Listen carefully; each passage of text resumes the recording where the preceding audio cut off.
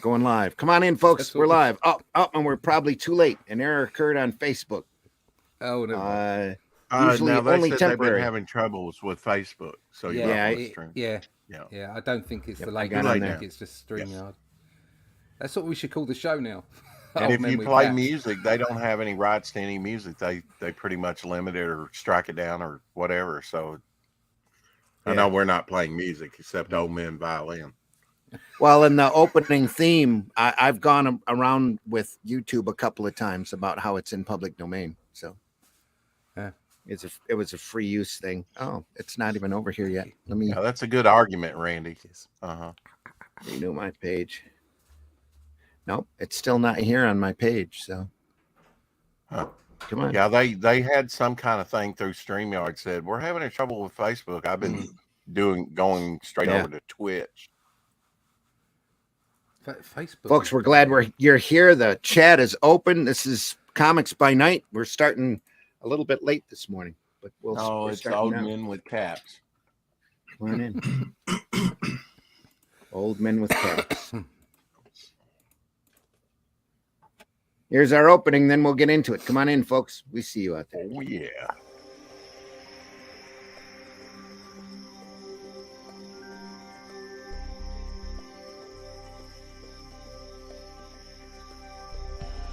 What was that? This is not a charade. We need total concentration. Now, once again, this time, with the...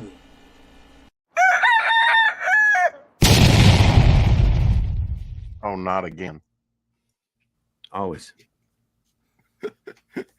That first time that we did this over and I simulcast it, that's my thumbnail. When you run the cursor over there, it's like the two tatas and those are cupcakes. What are you talking about? I thought it was early ice morning cream with M&M or something. Meredith sent that to me. The two cupcakes and the explosion with the rooster. Well, now, behind Randy, you were at the same convention. Now that I think about it, and we talked about it, it's great to make those connections. You know, we were in that same convention in Chicago in 1985 and 86, but in 80. I saw a marked difference. You were talking about old books, you know, people, old books are in demand. I saw a marked difference between 85 and 86. The market, I think either the dealers took a lot less or they didn't have it on display like they did the year before. You know, a lot of old paper disappeared in like those, you know, in between those 2 years. Yeah. Up in Chicago anyway. I mean, they had old Phantom of the Nights, and I remember it's like, $1,000, Matt, back your artwork. And you know, they were lovely, and they had one restored Avengers #1, $700 something, I remember. Okay. Yeah. You know, and they had this big display. You know, you go into the room and it was basically one room, but then they had one little nook there. And this dealer had this slanted board full of like baseball comics. Never saw that. Negro comics. Can I say that? I mean, all over, you know, and sitting there in front on the corner was that restored Avengers. It was probably slabbed, right? And that Negro comics is incredibly rare. Yeah. It is just horribly rare. I was picking up boy comics, you know, in Airboy. lower condition, right? But still nice. $5 a piece. Yeah. It was like, you know, I couldn't, you know, it didn't have Daredevil. It was the boys in there, but still it was old stuff. And I went up there for Young Men Comics because Young Men Comics had the big three, right? You had Namor, you had Captain America, done by a very young Bill Everett, John Romita Sr. And I got to talk to him, and that was the article I did with Russ. But anyway, I mean, things just disappeared in that year, I think. Well, you know what happened between 85 and 86 was Turtles. It's a big black and white explosion. A lot of alternative stuff. I went up there mainly for Turtles and Golden Age stuff and original artwork. Yeah. $500, and I brought a bunch back.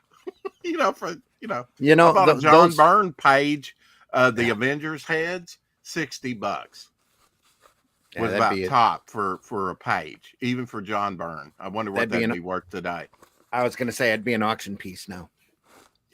I've seen some of his head, the stuff that was used up in the corner boxes go for huge money. I don't remember. It wasn't at the convention, but we went to an auction and I bought and I didn't remember this. It was a DC Comics Jim Starlin page for $5. I wanted at auction. Yeah. Yeah. I came back with 3 pages of ISIS with some of that great Vince Coletta inking for $5 a piece. I had brought back 3 in Memphis. No wonder. Earlier. Yeah. I was just telling the wife we were watching Antiques Roadshow, and we used to. They used to stack them up on the table, feet thick, $35 a page, and it was all Trempy and Tusca and Sal Buscema, and we'd go through and look at them and go, nah. Nowadays that's 10, 20,000. You used to have them up there for 35 a page. Oh yes. Where did you get that? I got that at the auction in the box. Wow. How attached is it to the cover? It's attached to the cover. Yeah. I think I got it attached. I saw that at the Great Lakes Con just a couple of weeks ago. Somebody had it in plastic. One was asking $200 for it. Yeah. That looks about that. I think in the condition it's in, it's worth about 100, 120. Probably. Yeah. I also got a Doctor Strange #1. Yeah, that one that you showed on Facebook with the Frank Brunner cover. Yeah. Doctor Strange #1 was great. Yeah. Now, are like they I say, the American? I issues. have to ask, or are they UK versions? No, the UK ones aren't worth much, to be honest. Right. So I always look for the American versions. So you only think they're not worth much. Yeah. Oh, I got a whole box of British stuff as well. Well, then hang on to it. Here, somebody a con a year or so ago was trying to sell a bunch of that English stuff for hundreds of dollars a piece. I was looking at it, wow. I said, those aren't worth as much. No. But now, they're only worth as much as you can get for them, though. If you get a Herb Trimpe, you mentioned him, Hulk 181. In a British variant, it's worth some money. This is my version, which is a third printing, apparently. Yeah. But this one is a first printing. Okay. Yeah. I have to ask you guys this. I'm just going to see which one I ask you guys this. Have you ever found your own work out in the wild? Oh yeah. Oh no. I did get told that somebody said that they bought one at a convention in the States, and it was like somebody trying to sell lots of indie comics, and they picked up an Only Death Could Save Us there. So that was I was quite pleased. There was quite a bit of my work on eBay a while back. Cool. Yeah, cool. Yeah, that's the one I've got, Ross. That's the first printing, isn't it? Yeah, wow. yeah. It's well used. Well used. Come out. Yeah. Well read. Yeah, well loved. Well read. Yeah. In fact, the first printing's going in a bag now, and I'll just keep on reading the other one. There you go. A reader copy. Yeah. Well, I've got the series of when the monthly ones that I put away, and then I just look. That's why that's so smashed up, because I look at that one. I need to put mine in plastic, even though they're super well read. Yeah. Folks, come on in. This is Comics by Night. I'm your host, Randy Zimmerman. You can find my work over at arrowcomics.store. You can also, right now, if you go over to fundmycomic.com, you can catch this book.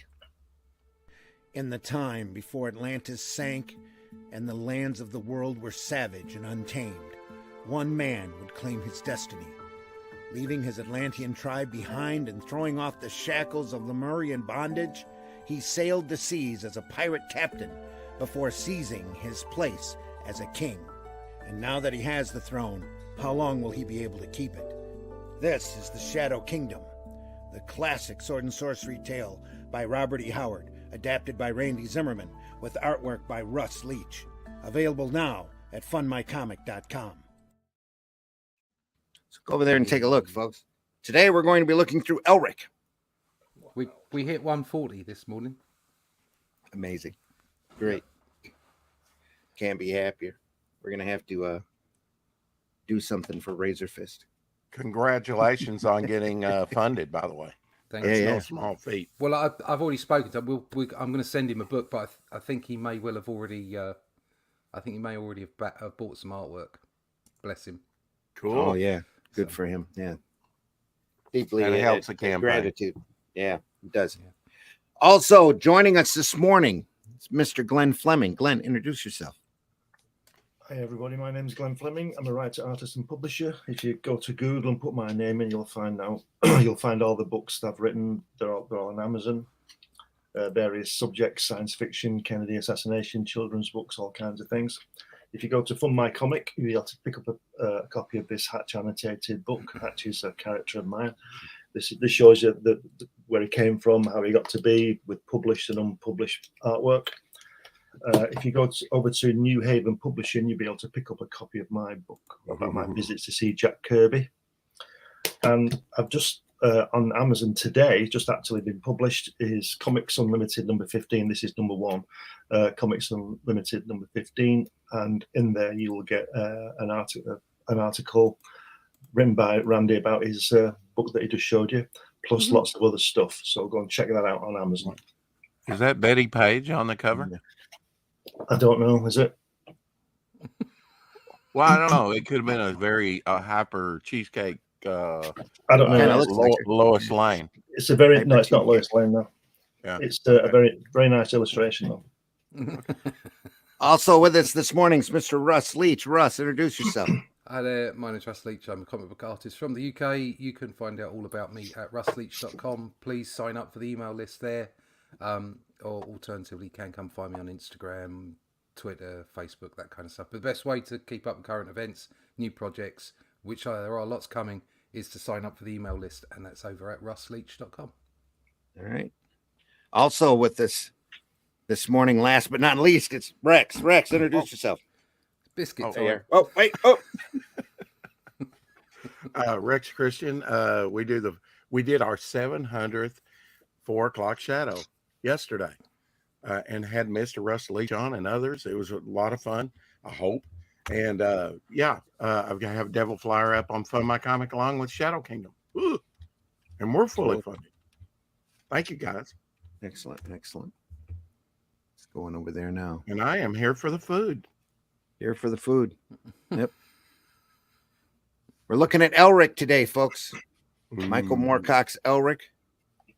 You know what my exposure was? Probably this cover, maybe, or something like it, from Pacific Comics. Yeah, Pacific. Never even heard of ELRIC. Yeah. Till then. Yeah, I actually read a couple of the novels. Rather than read the comics. I didn't even know there were any comics of ELRIC.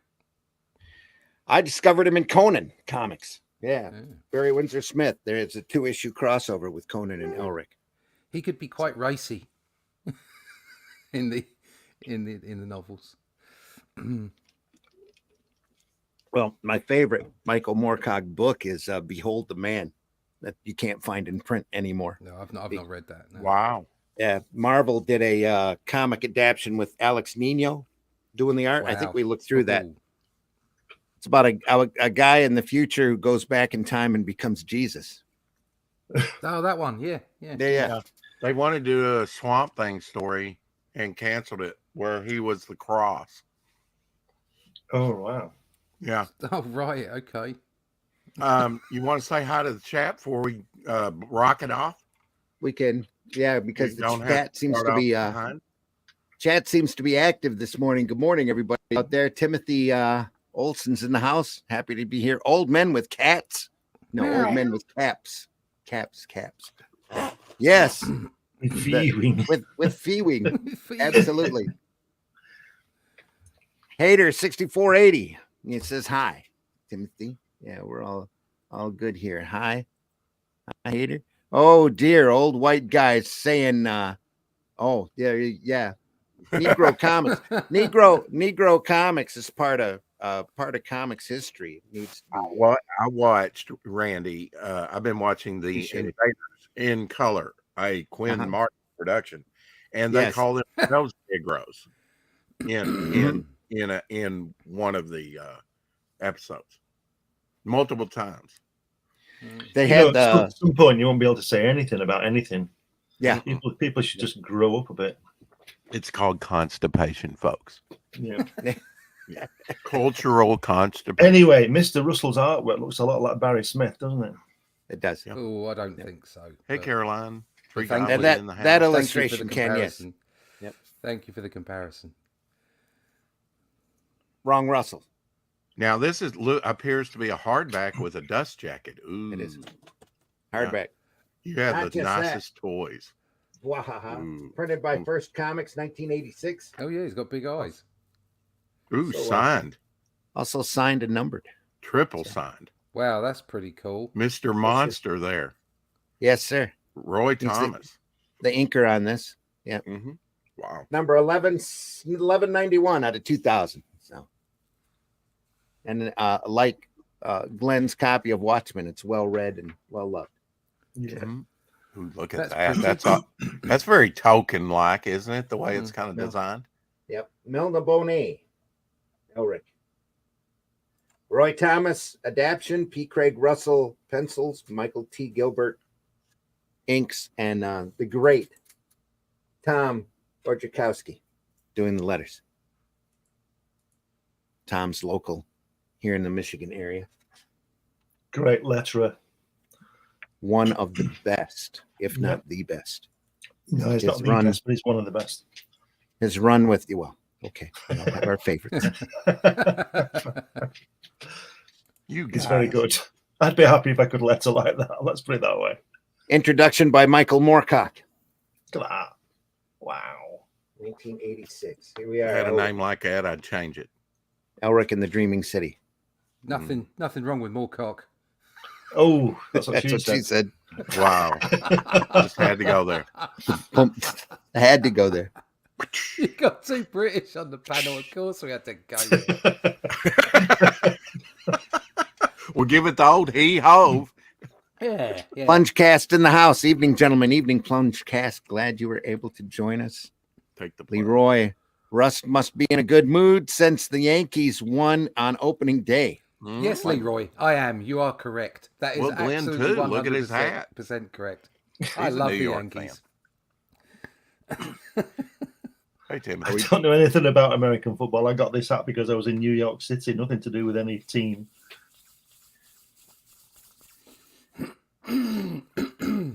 If we ask Doug, we all know what that means. Right, Doug? It means you're a catcher, not a pitcher. Okay. God. He's having contact. That didn't age well. Anyway, folks. Randy having fun at somebody else's expense. Ice Queen in the house. Good morning, all. Good morning. Hey, Caroline. Good And morning. Double Flyer, of course, in the chat. Mhm. Hey, I how You was was scream, first. I scream. We all scream for the Ice Queen. Good morning, Tree Mhm. Goblin. How are you? We're so She's glad in that the you joined UK. us. She'll come beat you up now. Yeah, She's in the UK. yeah, that's great. That sounds fun. Timothy said Oh my somebody God. clip that. Yeah. Just don't tell me about it. ELRIC in the Dreaming City. That woman's face there, not necessarily in style. I get a Brofogel, that glance, like Yeah, something little- he would have done. Yeah. Breyfogle? Yeah, Mm-hmm. That did Batman. Yeah. Fantastic lettering, though, isn't it? it is. That's what I was going to point out. Look at that great Yeah, letter. beautiful. Very neat, isn't it? Old Do style. you have anything really like that in circle Shadow code. Kingdom, like the old scrolls and whatnot? Oh yeah. Few you? scrolls at the start and end of every chapter. Yeah. Yeah. Okay. We've got Not we've not got- quite as tattered as this though. Yeah, no, it's we've pretty got tattered. a we've got a painted scroll by Glenn actually. That too. Yeah. It's Oh, wow. beautiful. Yeah. That's framing the prose story. Yeah. And the Do you first like the page of coloring on this, guys? I like the solidness of it. Yeah, it's Mhm. yeah. This is I like this a lot more than the Conan Russell work that we were looking at, but this is just classic stuff. This is him at his high point. So It looks a lot different. You know, I was saying the reference to the cover with Barry Smith. It looks a lot different inside than it does on the cover. Yeah, that front image, like you say, looks really Barry Smith. Yeah. And it doesn't look like that inside at all. No. very tight, very shadowy. Yeah. You got to love the logo too, with the sword going through the letters. Yeah. Yeah. I noticed that. That's fantastic, Mhm. isn't it? Mm-hmm. Great stuff. Logos now. I mean, obviously, I'm always impressed by tight design and good typography. Yeah. But logos now are rarely as illustrative as they used to be, simply because of the way technology and the way things work, and the way that they're designed. But it used to be that logos for all kinds of things would have illustration images within the logo, and I kind of love that, especially on comics.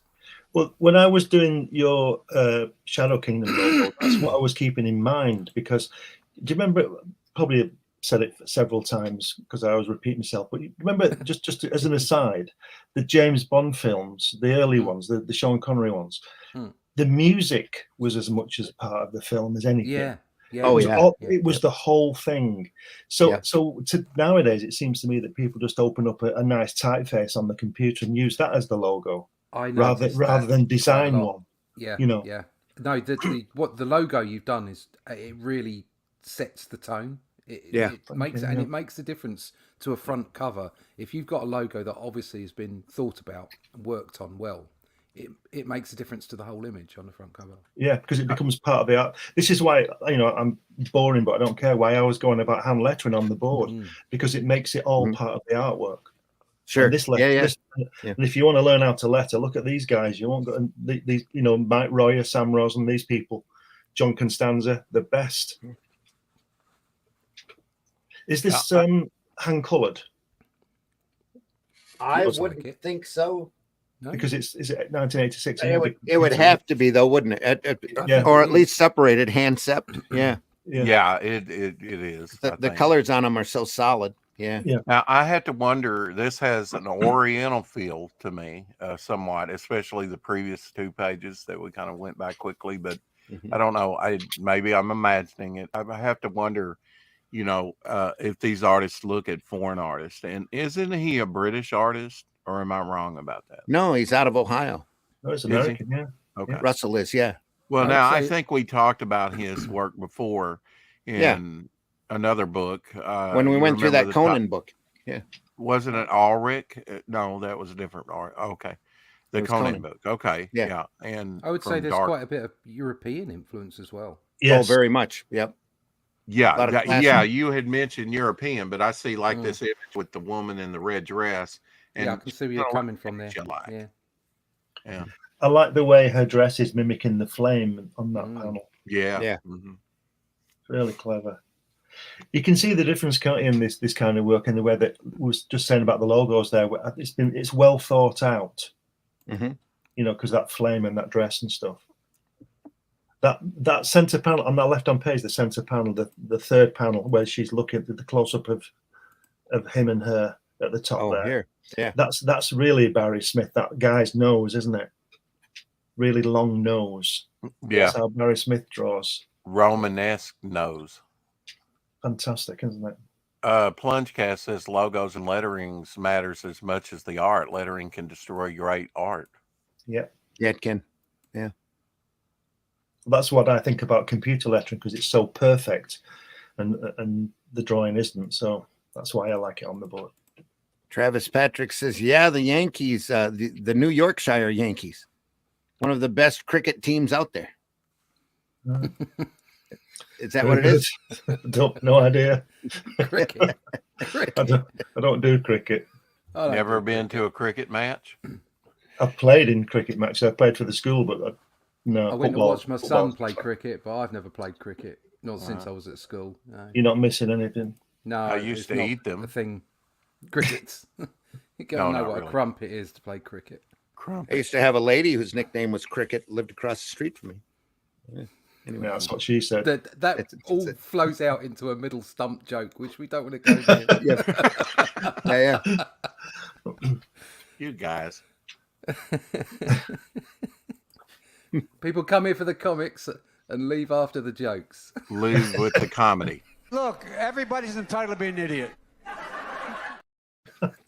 Tip your waitress. I'll be here till Thursday. Exactly. Are those windows there, or is it is it in the middle of a missile silo? No, those are windows. Yeah. Or spaceships, right? Yeah, different these universe dudes- for a silo. Yeah.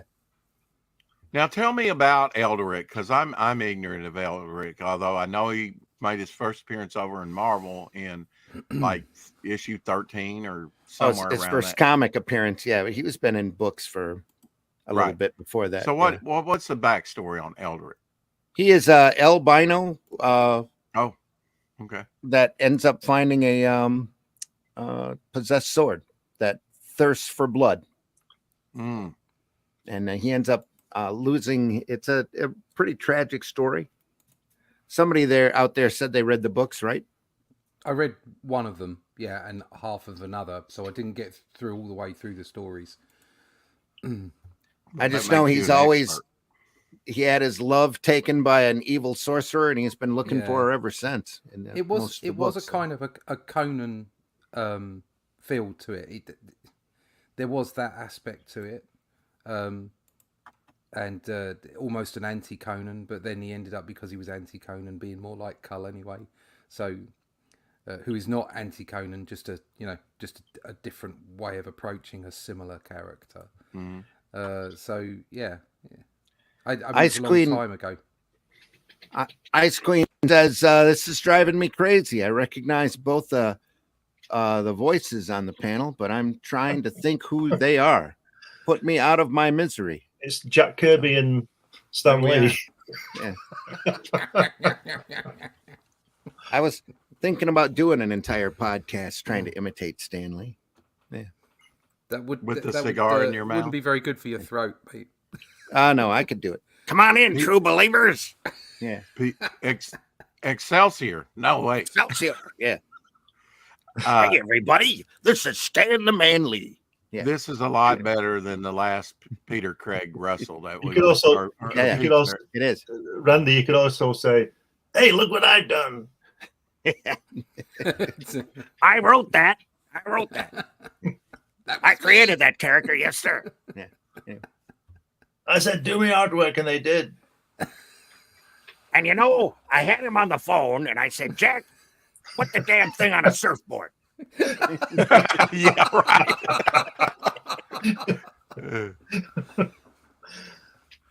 Anyway, back at the ranch. Meanwhile, back at the boys' ranch, also by Jack Kirby. Yeah. Also by Jack. We'll look at that book here eventually. I swear we will. I've got it. It's great. It's phenomenal stuff. Ha! That's what I thought. As I said, it's not. I'm not really taken by this artist. Never have been. I mean, I don't hate his stuff. I like his sense of design and some of his line. There's some artists that you love everything of, and then there's some you like parts of, and there's some that you adore, right? Yeah. I like the character. Go ahead. I like the character in the last panel, all the way over to the right, sort of in the shadow, whatever. Yeah, down right there. Yeah. The facial expression that's kind of cartoony reminds me of Marshall Rogers. Yeah. Yep. Mm-hmm. Somebody Great else we Batman need to artist. take a look at. Yep. Yeah, we need to look at Marshall Rogers stuff. He's pretty good. A whole month of obscure Batman. Some of the great Batman works that hardly nobody talks about anymore. Mm-hmm. Yeah. Go ahead, Glenn. Sorry. I was just going to say, Tom's lettering, as good as it is, his bubbles are a bit tight, aren't they? Yeah, they are. Yeah. You Yeah, think that's because of the they artist? Have been moved. Look at the bottom. Look at those bottom ones. Yes. Straight lines Yes. on the bottom there. They've been moved off the bottom of the panel. Yeah, they Yeah. have this here. Yeah. Yeah. And it's almost a coincidence line to this, whatever that is, bar here or spear action line, something like that. So who makes the decision, Randy, to do that? Probably the editor before it goes to print. Okay. I mean, if you look at that bottom panel where the bubbles have got straight lines, they were obviously sitting down there, but they've not put anything in the space where that's been left. I don't understand why you would bring them up off. The No, yeah, there. That's a weird decision. If you're already done, I don't either. Unless all of that bottom bit has been added, below the bubble. Maybe. Well, it's also a curve. It's on a slant here, isn't it? No. They might have been at it Yeah. It might have been worried that it didn't fall into the safe zone, that maybe it was going to get caught by a bleed or something, Yeah, because maybe they just moved it up. Yeah. the borders here for this printing are pretty large. So yeah. I noticed that the style goes from quite sort of loose, and it goes from very loose to very tight. So those panels down the left hand side there, they're quite tight with the face and the laughing and everything. Looks and like then, we're. And then you move over to the right, and the top 5 panels, they're quite kind of loose, and you know, it's really nice to see that sort of variation. Well, the coloring's different too on them. It's a lighter palette here. If you look at that left-hand page where the 4 panels are tight with the 2 faces in, right. Look at the helmet. It's very long. It's like it's been added again, like we said about the other page. Elongated. Weird. Yeah. Now, if you looked at the original like it's comics, squashed. I've got to wonder if this has been recolored for this edition. Might have been. I'm not sure. I like the colors on it. Yeah. It looks like we're looking down the barrel of a shotgun or binoculars. Yeah. Oh, here. Yeah. Yeah. Catches your eye when you turn the page, though. Immediately. Or cupcakes. I'd take a cupcake right now. Has that been some price? I know. I thought Superman. I thought Doctor Strange. Yeah. That girl there though, that does look very Barry Windsor Smith. Yeah, it does. The hair and everything, and actually, that's probably the best face I've seen so far. It's really lovely. It's just early AI. Don't let it bother you, Russ. Look, and again, look at the bottom panel with that. Yeah. Look at the bubble on the bottom panel on the Superman's face. Yeah. Look at that. How weird. This has been this has been chopped and changed, hasn't it? Yeah, it has. Yeah. This has been. There's space here that need to be there. That could be a postcard. That's beautiful. You know, it almost looks like it's shifted upwards because there's space down here. There's not any space up here. It should have been dropped a little bit. Yeah. And we do that in computers all the time now, especially working digitally. You know, they did that last night while they were drawing my characters. You know, the arm, I got it too long. I'll just shorten it. This lettering, I think, has been done on acetate because he wouldn't do that, would he? Yeah. And that's very likely. Yeah. I have some color. I mean, I have some acetate overlays like that. Yeah. And the register's out. That's very 70s, that, isn't it? Yeah. It is. Well, now you just get the artwork, no word balloons, and it's a little disconcerting to me because the lettering's done in the computer. Yeah, it's what Glenn was saying earlier. It's all the lettering becomes part of the artwork this way. I think while you're doing, and obviously for speed's sake, I do that as well. But I tend to lay down bubbles on my pencils. Yes. So that I know where the text is going to go. Bubbles. And even though you don't end up seeing any of that, I know that there's room there. So. Right, for placement's sake. Nice mountains. Giggity. I was looking at this. Pretty nice. Believe me, if I do my own comic book, I'm going to be looking at some of his stuff, simply because and like the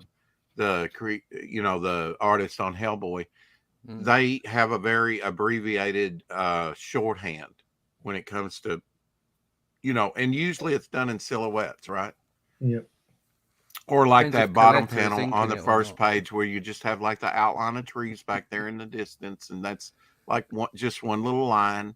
Not, you get a great, and you can get away with that if you put it up against great detailed panels, the one that comes before it and after, to show distance. If you know the tricks, it doesn't, you can get away with very little on the page.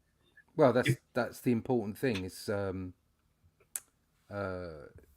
economy of line. Yes. It doesn't matter. You can go and look at the most rendered art and the best artists. It doesn't matter whether it's Barry Windsor Smith, Jim Lee, or Buscema, as far as the volume of ink on the page. All the lines are there for a reason. Yeah. They're there because they want them there. They're not there because they're filling space or because. And that's what I was trying to convey last night about Alex Toth and other artists that had an economy line, and I mentioned minimalism, and I could hear it. It was like, ooh, wrong word to use, with that crowd. That right-hand page, you can see with the second to last panel where the bubble should be in that empty space of the sea on the other side.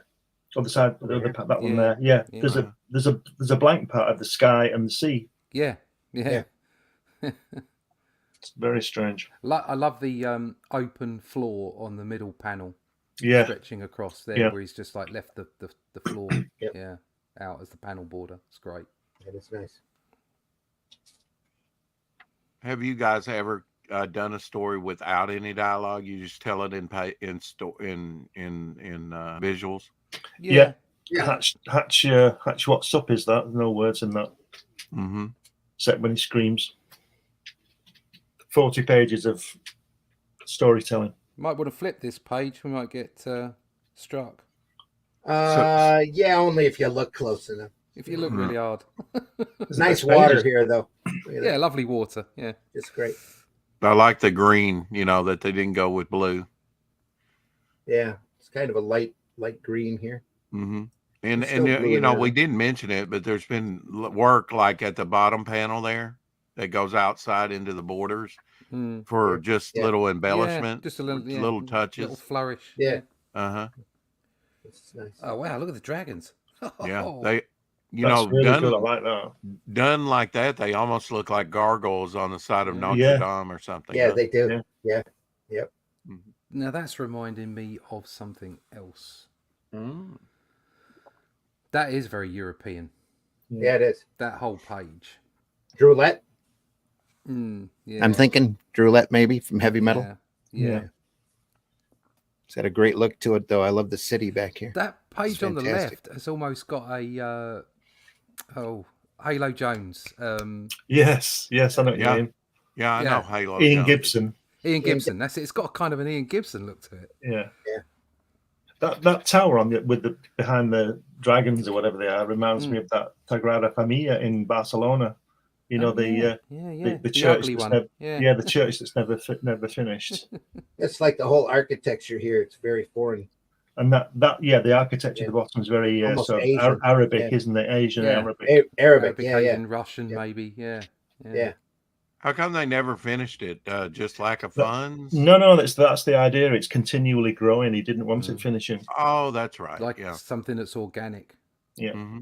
As against all the houses in Greece where they leave the top floor off because then you don't have to pay tax on it. This is brilliant. That's why they've gone bust. Yeah.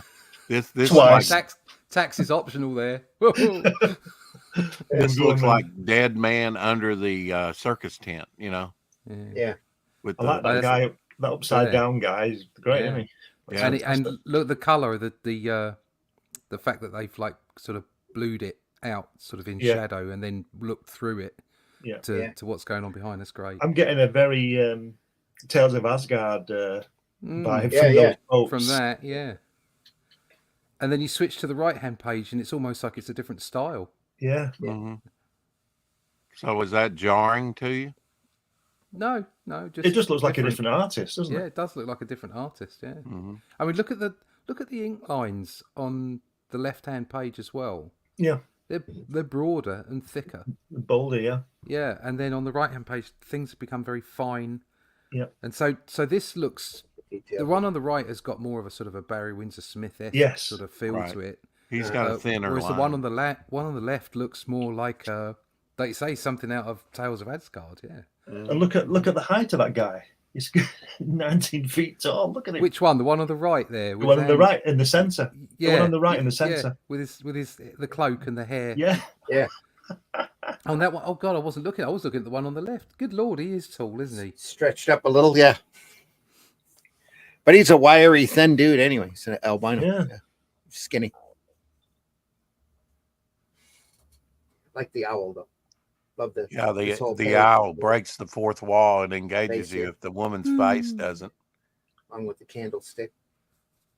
Just great stuff. He's produced like a triptych, hasn't he? Three Yeah. 3 panels. Yeah, like a medieval triptych Yeah. on, wood panel. Yeah. Little Circus Olay on that one page. Man, look at that. You talked about tall. Look at that. Somebody's been eating their vegetables. I'm gonna say it's been eating Or something. standing on a couple of boxes here. Yeah. Yeah. He's there's actually four pretty people short, in right? Yeah, it's Tom Cruise in the film. Yeah. There's 4 people in that, Yeah, all right here. standing on each other's shoulders. There's the guy's, On there's the- the guy's actual ass right there. On the shoulders of giants. Let's see who Another else, pair of who's shoulders got here. the tickets. Shut up. They'll know we're in here. Exactly. They showed somebody smuggling somebody into a theater like that, where he was had a large shirt and he was tucked over, so the guy looked like he was real fat, but it was actually a guy hunched over, hugging the dude. It's pretty funny. Oh, God. Well, Look at that eye in the pyramid. right. Yeah. That's on your dollar, isn't it? Yep. With his stuff, I've always thought it had a magical quality, a mystical just the way he puts in this very eye-catching imagery and design. Did he ever draw Doctor Strange? Oh, I'm sure. Yes. I'm going to say like in and Scarlet Witch and magical characters like that, like in Marvel Fanfare. Yeah. He did a couple of Doctor Strange graphic novels. Right, Also, well, there you go. His lens in it, doesn't it? Style, yeah. It does look like the eye of, what do they call it? Agamotto. Yeah. Thank you. It's too early for me to say that. But other than ELRIC, Russell's really known for adapting all of the Wagner operas. Oh, right. Didn't know that. Well, there's old imagery and Masonic imagery there with the pyramid and the eye and the sun. Yeah. That's what I'm saying. It's on your dollar bill. Mm-hmm. Yep. It's all over Your the place. fault. We just Big Brother is watching. programmed, not to see it. Well, yeah, he's already in your bedroom. Yeah. Or at least I've been told that. That's fantastic, isn't it? Not in my bedroom. That's what she said. Mr. Fantastic. Look at that. Now a staircase like that, that's very modern. Does that kind of bust the illusion of history? Not that they might not have had something like that. No, that staircase is very old, I'd say. Yeah.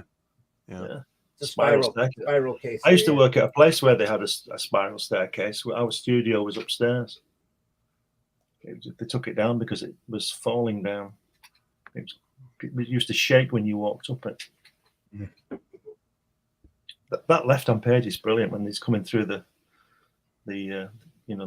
what do you call it? The veil. The veil, yes, that's great. Mm-hmm. I like that. Levi Krause is in the house. Happy to see you here, Levi. If I didn't say it so before. Now, is ELRIC a magical character? It's got a lot of magic in it. He stays Okay. alive because the sword keeps him alive. Okay.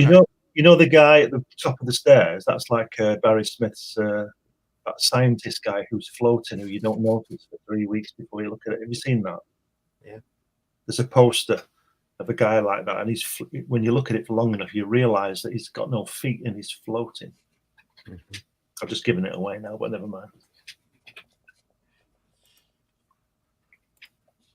What age is this set in? Fantasy age or? Yeah. Fantasy age. Different world. 1992. Yeah. Well, it's very Pre- contemporary, isn't it? Wow. It's even pre-Clinton. So yeah. Look at those eyes Yeah. down the bottom there. That's bottom left. Strong that's imagery. That's almost the animated series, Batman the animated series. Yeah. It's bonkers. Yeah, a lot of this doesn't match up with other. It's a hodgepodge. It's effective, but it's a hodgepodge in different styles, right? Yeah. That's wonderful. Yeah, the cave. Yeah. It's a bit odd at that middle panel. Yeah. Yeah, that girl. It looks so funny. What's going on there? Very strange. Yeah. Well, it she's is. got her head hiding the, you know. Yeah, I know. Yeah, I know that. I'm not talking about that. I'm talking about. Well, there's a choice there that he's made. Yeah. where A bad one. that We that didn't say it was a good one. that shirt's left a little bit too high, and Yeah. it maybe that's been rubbed out before it's been printed. I'm just wondering. I'm not sure. It would have been so much easier just to have draped it longer Yeah, over the It kind of buttocks. looks like an ass there. Yeah. yeah. It's very strange. Very strange. Anyway. Oof. That's sort of a Art Nouveau, isn't it? Yeah. Like I say, you can get a. Yeah, I mean, it's those lightning bolts are no way realistic. I don't know what it is. I saw this panel, and the first thing I thought was kill the wabbit. Yeah. Killed a wabbit. Killed a wabbit. Vigoro.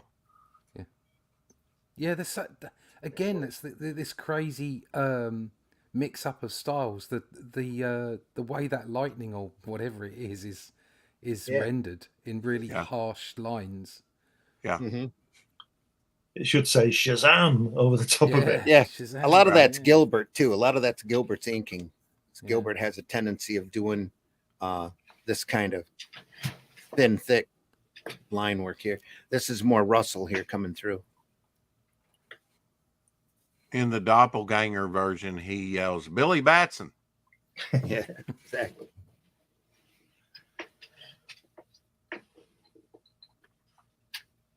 Oh my gosh, look at that lettering. Oh, that's This is all Michael T. Gilbert here. You can tell it's all that it just screams his style here of inking. It. Yeah. Just a little feel to it. I don't like the camouflage. I really don't. I don't care for the coloring. Yeah. No, I don't think that. That thing that's all. It doesn't work at all for me. That. I don't think it works at all. That I mean the rest of it's fine, but that lettering. Ooh. Yeah. This is nice. That right hand page looks like it's been drawn by somebody else completely. Yeah, it looks like Yeah. Michael T. Gilbert. Like I said, the guy who inked it. Yeah. Now this is Pencils and Colors by Michael T. Gilbert, and layout and inks and colors by P. Craig Russell on this chapter. So yeah, it might look a little different. The tentacles grabbing the bars there. Yeah. Mm-hmm. You haven't seen Mr. Monster. That's a nice piece of work too. Yeah, Mr. Monster is, yeah. Wow. I love that. Oh, Spire here, no, next page. with the red, Yeah, no, purple. purple. Yes. My God. It's beautiful.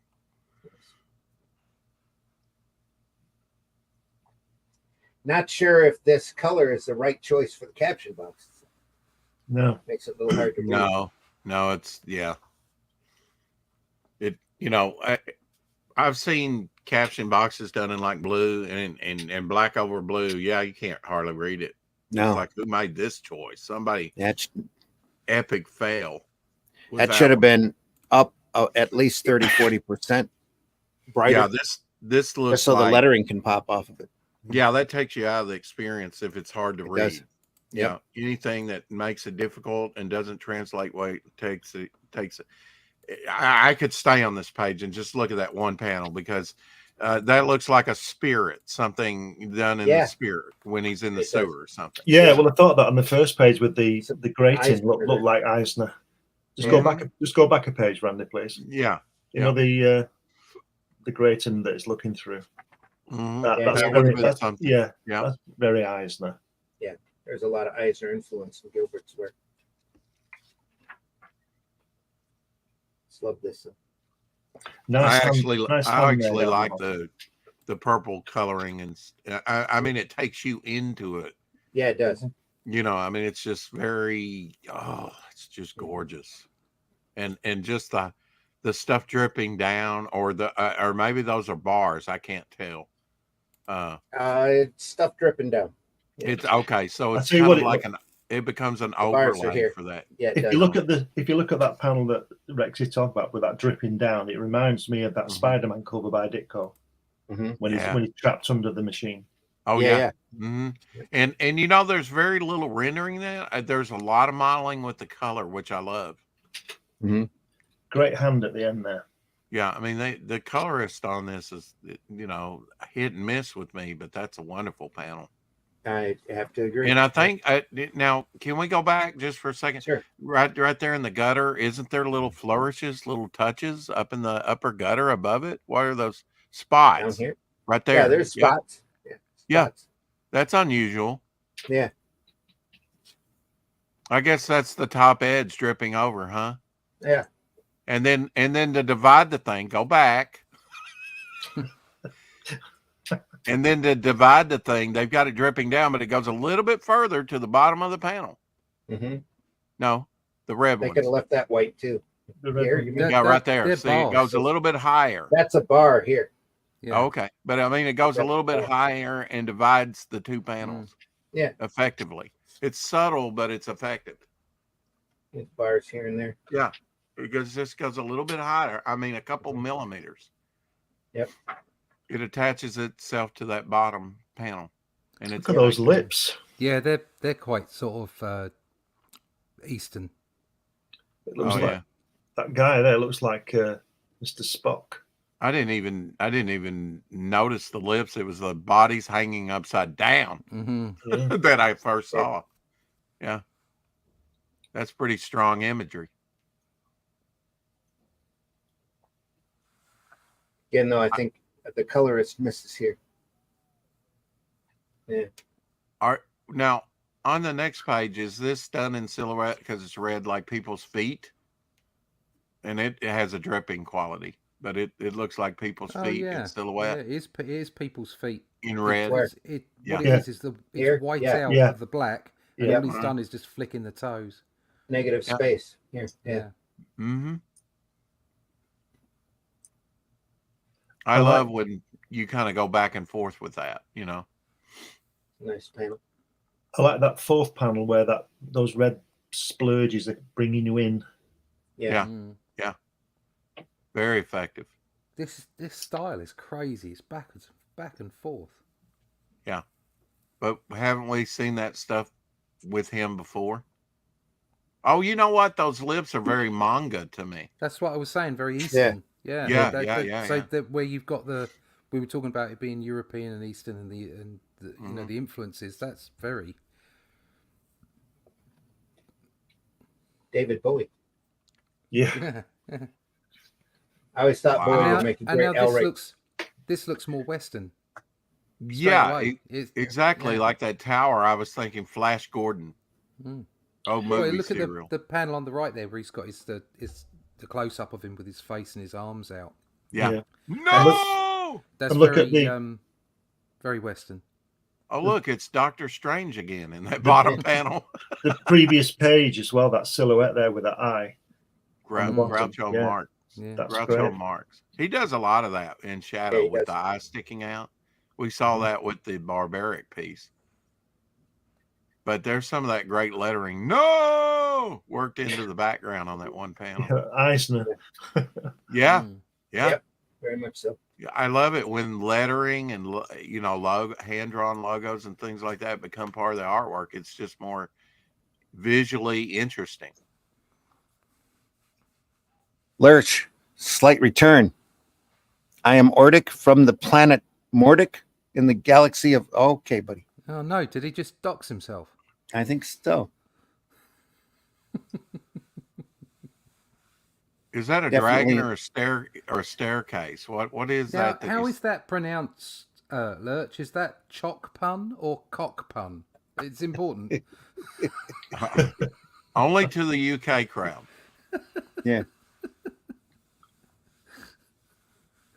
Looks like chock pun. Chock. Yeah, I'll go with cock. Chock. Yeah. You know the panel where what Russ was saying, where he's looking at you straight ahead with his arms up. If you look at from our view, the guy's right arm, look at the armor on it, and then look at his left arm. It's like they've not finished it off.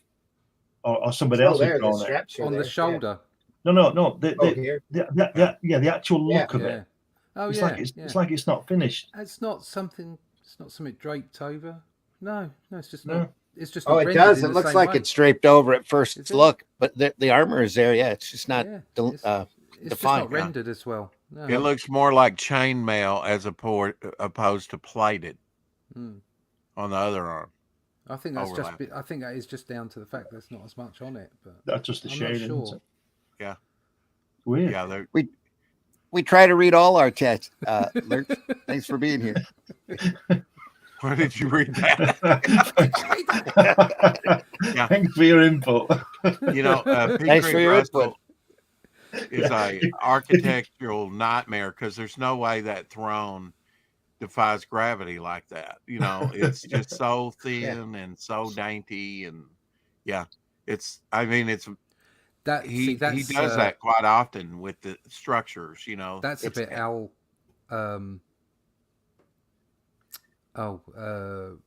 It's magic. Yeah. No, I'm trying It's to a look at comic the book. style. I'm looking at the style. That's a bit. Not Williams. Al. Al Williams. No. Simonson. It's got a European feel Simonson. to it. That's to me. it. Walt Simonson. Walt Walt Simonson. That's what I was trying to get to. Yeah, Well, that's yeah. a bit Walt Simonson there. That's got that kind of that feel of the way that he does things. Probably a lot of similar influences. They came in about the same time. So Yeah. yeah. Well, you have artists that do more realistic, and then you have more artists that do impressionistic type stuff, right? Hey, Bo. Bone in the house.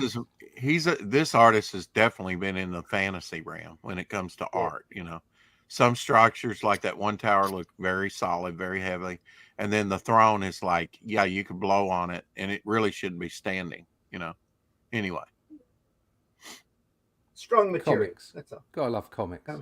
Strong Yeah, material. it's comic book logic, absolutely. Or there's an anti-gravity underneath that thing, you know, or Probably jetpack. four supports here. There's just magic. one on the Keeping other it side alive. we can't see. Yeah, It's Yeah, magic. well, That's it's all they made need out to of know. adamantium. Sure. that too.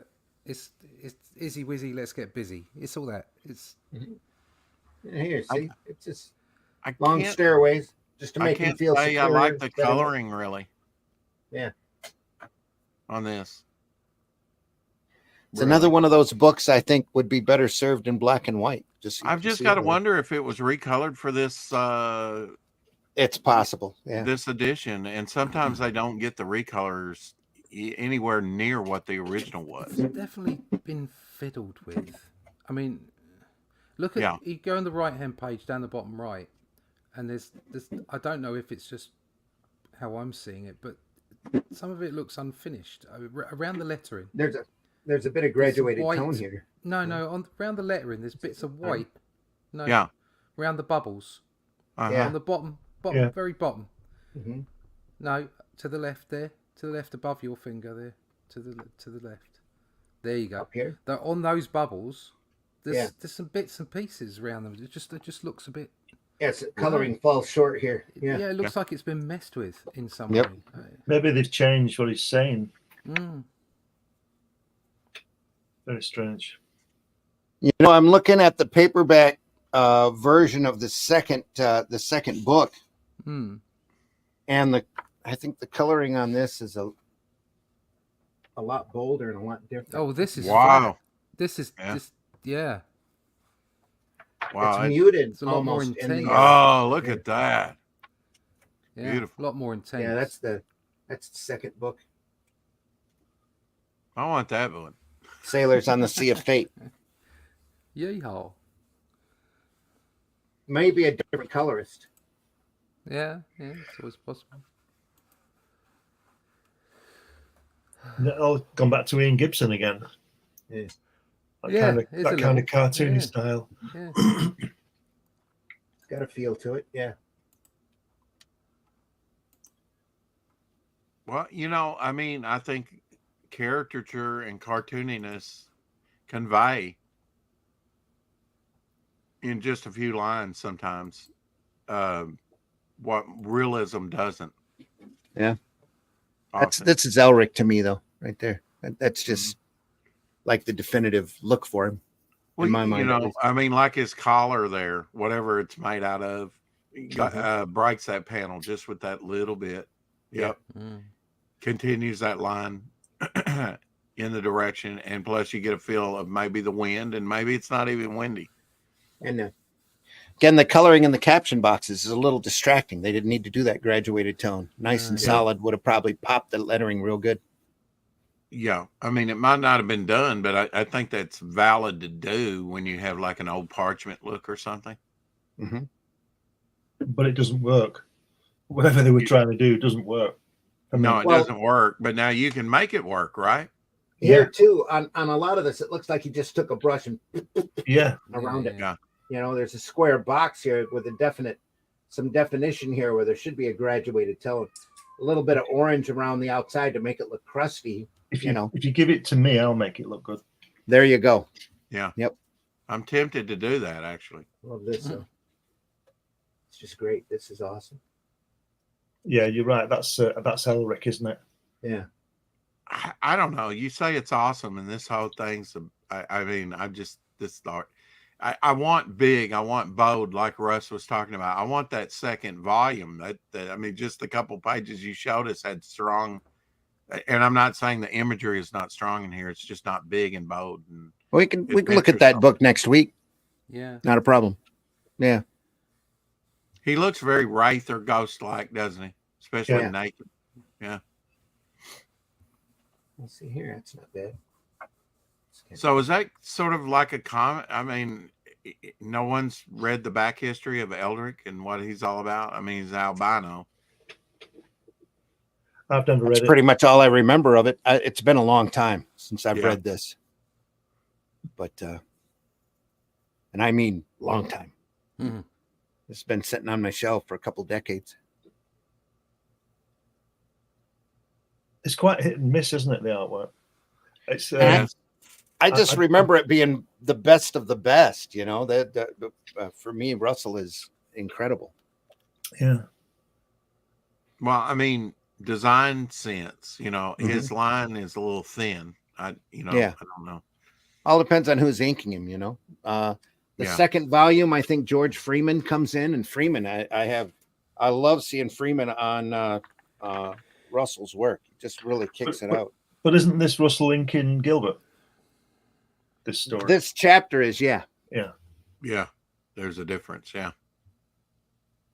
They're kind of working as more of a team instead of just one coloring, or they're both attributed to the colors on this. And Russell probably did rough layouts. Gilbert tightened it up, and then Russell went back over it and inked it.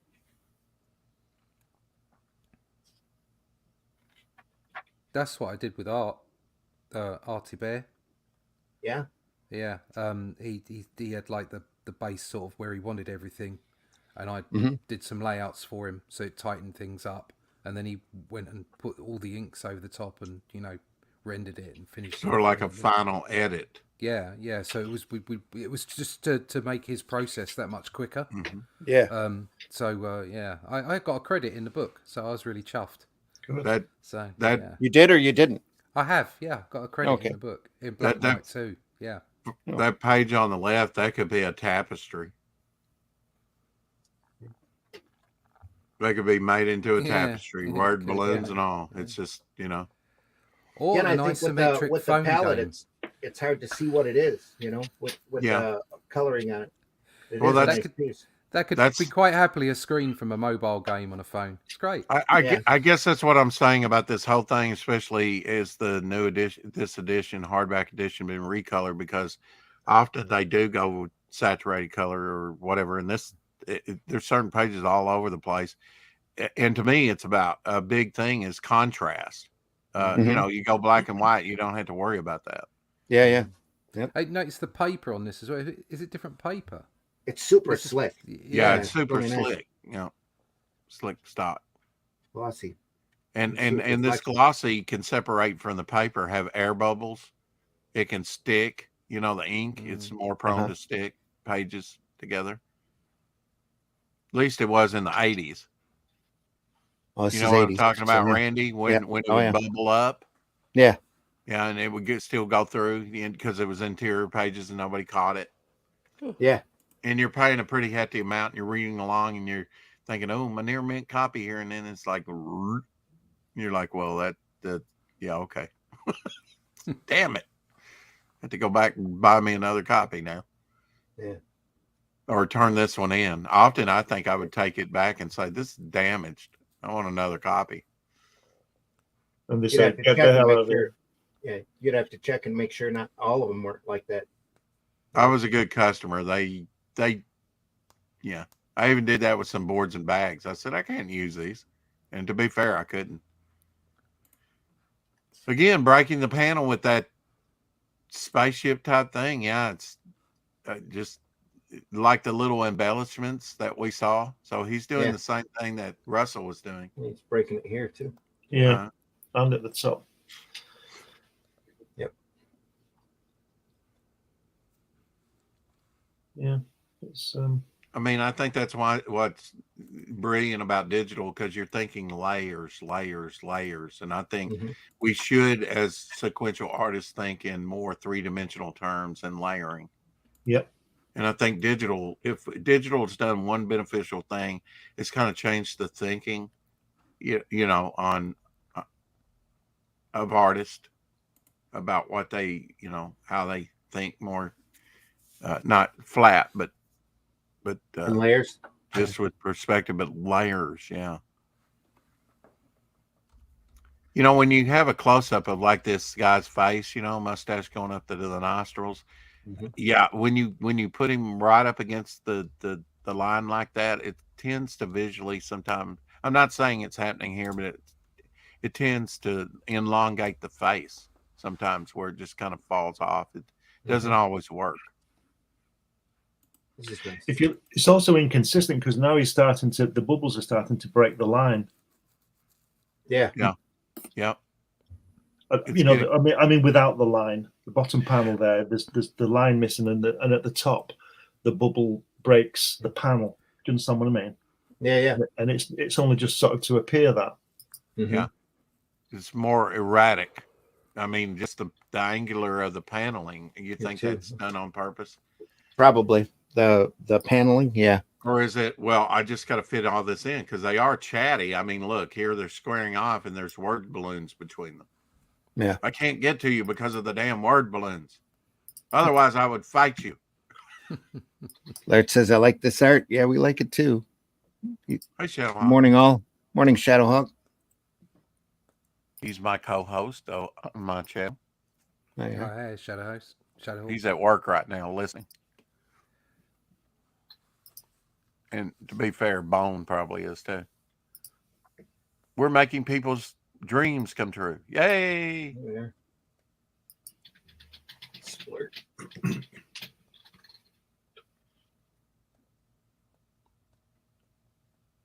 It's as if they try and break everything they. I can't explain it. Like that panel there bursting out the side that you're pointing at there. It's like they try and break every rule for the next page. Yeah. Do you understand what I mean? It's very strange. It's okay, but it's just very strange. It's not. I think that was the times though too. You had a lot of this where they were playing with panel and page layout like this. Yeah. Like at the bottom of the panel there, under the face, he's outside the panel altogether, right at the bottom. Yeah. But it's good. What are you saying, Russ? I would say there's no consistency. Yeah. No. But that's not a bad thing. I'm just saying it's not consistent. It's like it's going everywhere. It's doing different things. In that second page, on the right-hand page, the first panel, look down, and the second panel, and his leg seems to run into his arm. I'm going to say is that his foot, but it's his shoulder, isn't it? Yeah. Can you see? It looks like his foot. Yeah. It looks like his foot from the second panel. Yeah. Yeah. Probably needed a gutter there. Yeah. Then whack. Bump, bump, bump. But you got to wonder if they did it on purpose like that. No, I don't think so. I think what's happened there is that you've got the idea of having the open panel at the bottom, and he did it on two panels concurrently. Yeah. And it doesn't work when you do He's that. not left any space, has he? No. That's It's almost almost like if he'd have had another panel in there with a gutter and then did that panel again, that would have worked perfectly. Would you not call that a tangent? Yeah. Yeah, Or well, yeah, I it's mean, just the yeah. juxtapositioning of imagery that doesn't work. I just think that doesn't work. But Yeah. anyway, who am I? Because on first glance, it looks like his foot, and there's two guys there. It does. Ready to be got. It's very. I don't know. I can't make my mind up about it. To tell you the truth, it's very strange. Yeah, it's not bothering me that much. What do you guys think about? I don't mean that panel. I mean the whole thing. The whole thing is quite jumbled, but it's a visual feast. There's no doubt about it. It is jumbled. Yeah, it is a visual feast. What do you think about motion lines like on that first panel? That I don't think was necessary. That doesn't work, but the other, when he's chopping his head, it works. Yeah. Yeah. Although for me, I like right. the simple. I wouldn't have gone with all of the horizontal. I'd have just gone with the vertical. Well, now no one's mentioned the elephant in the room, which is that first panel, his hand that disappears. Yeah. That was obviously that could have meant to have been the top of the page, and just exactly. Yeah, that's what I'm saying. Yeah, that's all there was. All these pages have got a big gutter around them. Yeah, they reformatted it obviously, and it doesn't work. Yeah, because you still got space there on this, but his hand just cropped off. It becomes some architectural thing instead of a hand. Shadow says, I love ELRIC from the novels. I only found a couple of the comics. Yeah.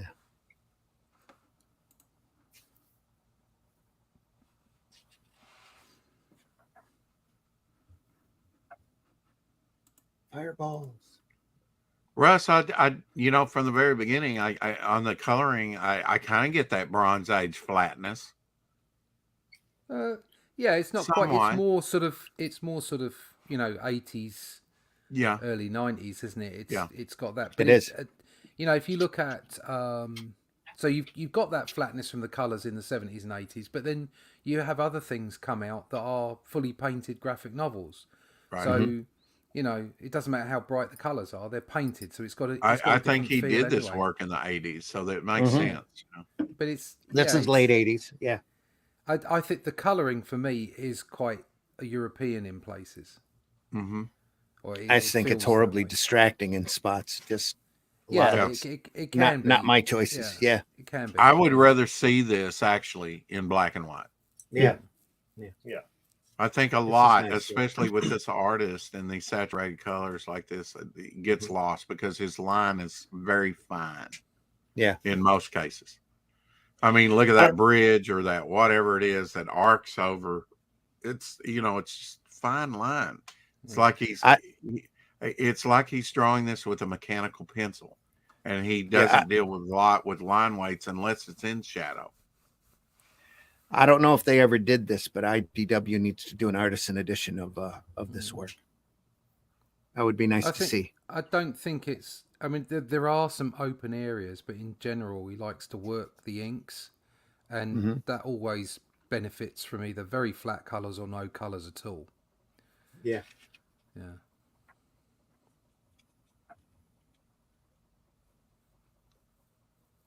So obviously they're in a snow blizzard because there's all of a sudden the background's totally disappeared, which it actually enlivens it. I love it. I like it. Makes you focus on the action. I think it's not as jumbled. It's not as jumbled. I think the right-hand panels, the right-hand page, they could have done with some color background. Yeah. Because then it would have shown the swooshes of the sword and the strike lines. Yeah, it looks a little sparse, doesn't it? Yeah. Like that guy's costume. I've got my arm in armor, but the rest of my body, I don't need armor for that. Yeah. I'll just put my trunks on. I'll be fine. I don't like that the character, the guy in the armor there, stacked on top of himself. Yeah. You go from this great panel here. Yeah. That shows and says a lot down to this expression here. Yeah. Close Weird. up. Yeah. It's just almost cartoonish. Well, look at the guy that's been gutted there. That's face is almost off the panel in the corner. It's like, oh, I think I see something in the bottom of this panel. He's very, very caricature, in the face. Yeah. Yeah. It's very Ian Gibson. And again, you almost don't see it because of the freaking colors. Yeah. I really like this up here, though. I think that turned out real well. Well, I mean, again, it's a directorial thing, the close up of the main character in conflict. Yeah. Very effective. And the guy in the foreground there that was checking out the fly in the bottom of the corner, just right there. Yeah. I mean, on that bottom panel, he's just in the very Gil Kane. And maybe they should have went over the panel with his fingers or something and broke that a little bit. Yeah. I don't think it's necessary, but it might have been better. Oh, that facial expression reminds me of Art Adams. Both of those. Yeah. A little bit. Oh, and that's Frank Miller at the top. Batman. Yeah. Oh, yeah.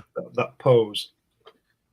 Well, his legs have grown exponentially. The guy being stabbed in purple, I thought Incredible Hulk with that Mo cut, that Beatles cut. Yeah. Yeah, straight face here. Again, I get a Berfogle vibe like that too. Like you were saying, Frank Miller pose. Mm-hmm. That's the sort of dynamism that he would have put into his Batman.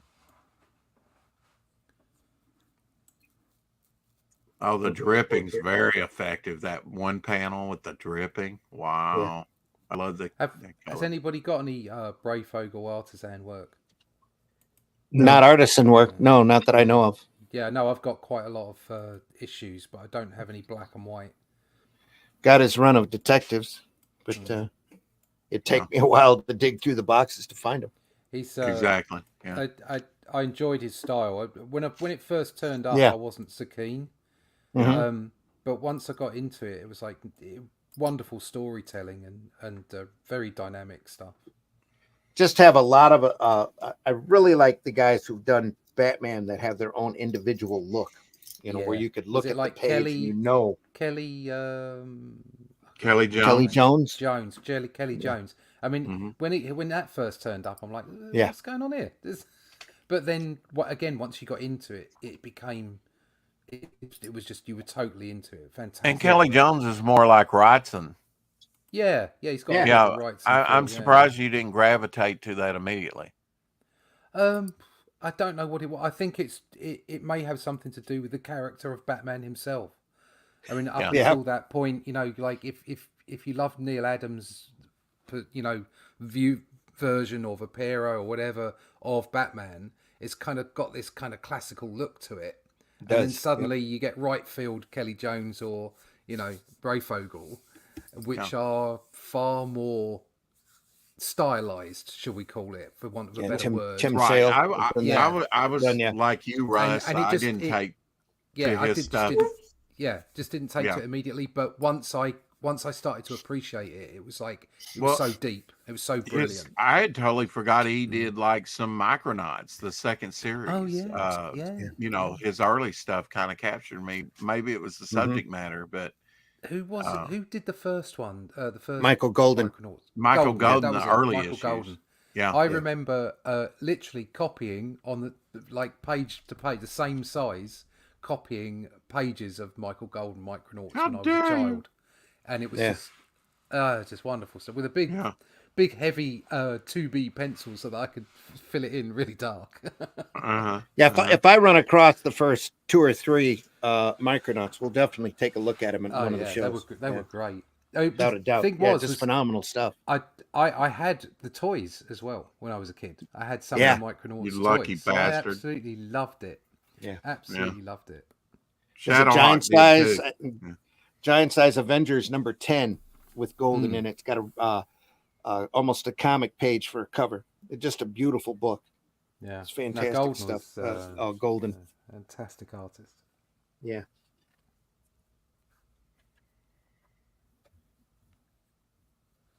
Under the Sea. Under the Sea. See, I love Chapter that 4 when here. you work in the lettering into the Eisner. his name and Yeah. chapter Yeah. break and Yeah. oh, Yeah, those fish are great, man. Oh, this Eisner-esque. got some, and I love These that. are, Yeah, I love these pages. This is great. yeah. These are some That's of the what I'm best saying. pages, If isn't it? I would have, I would snap this up if Yeah. it was all like this. Yeah. Is this still? Oh, it's Gilbert, isn't it? Pencils. Yeah. Yeah, right. Same team. It's Except Gilbert and Sullivan? Russell's got his name first. The layouts, Yeah. ink and colours. P. Craig Russell. Pencils, colours. Yeah. Michael T. Gilbert. Yeah. Lettering by Ozakowski. Not Gilbert and Sullivan. Okay.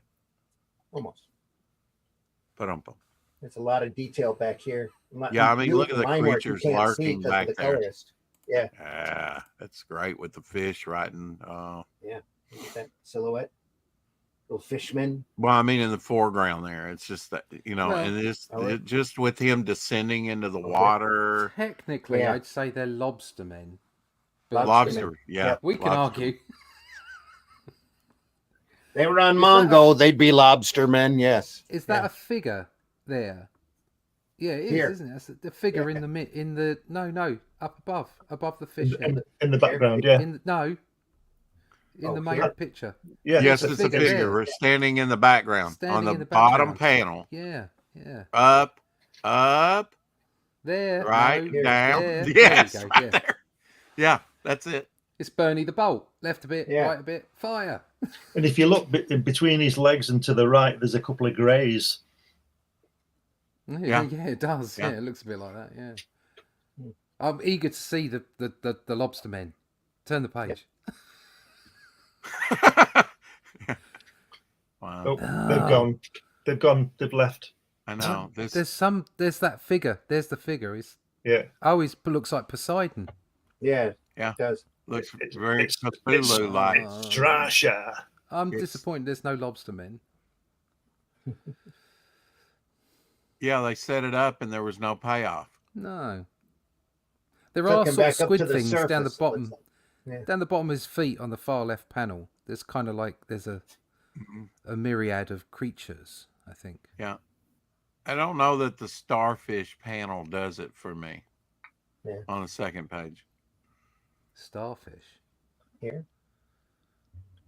Quite a nice panel at Oh, the bottom here. in the blue. Yeah. Yeah, there. Oh, I mean, I you see. guys Yeah, just yeah. don't.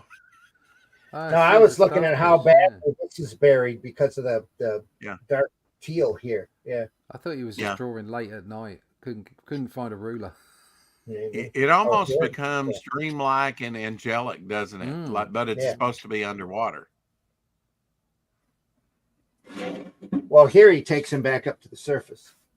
This god Poseidon character. Yeah, but he's still underwater on the bottom he is. panel of the Yeah. first page, right? Yeah. Yeah. That's what. But it's almost That's, like he's going. that's in all this the vortex. distracting green here. Yeah. Yeah. Almost like to set up, and then is all. Yeah, all his word balloons are in green. The creature's word balloons. Yeah. Hard to read, probably. Not as bad as this here. Some detail. Yeah. I almost prefer that, to tell you the truth, though. Suggestion. This is better. Sometimes suggestion's better than show me. Yeah. You know, look at the expression on the actor's face as he's being stabbed in the gut. I don't have to see the blade go into his gut, just as the expression. You know what happened. You know, it's the difference between showing and, because I think your imagination in film as well as in comics is a much more powerful thing. You don't need to define everything and tack it down. Am I wrong? It's the difference between the slasher movies of the 80s and the original Texas Chainsaw Massacre. Nothing, huh?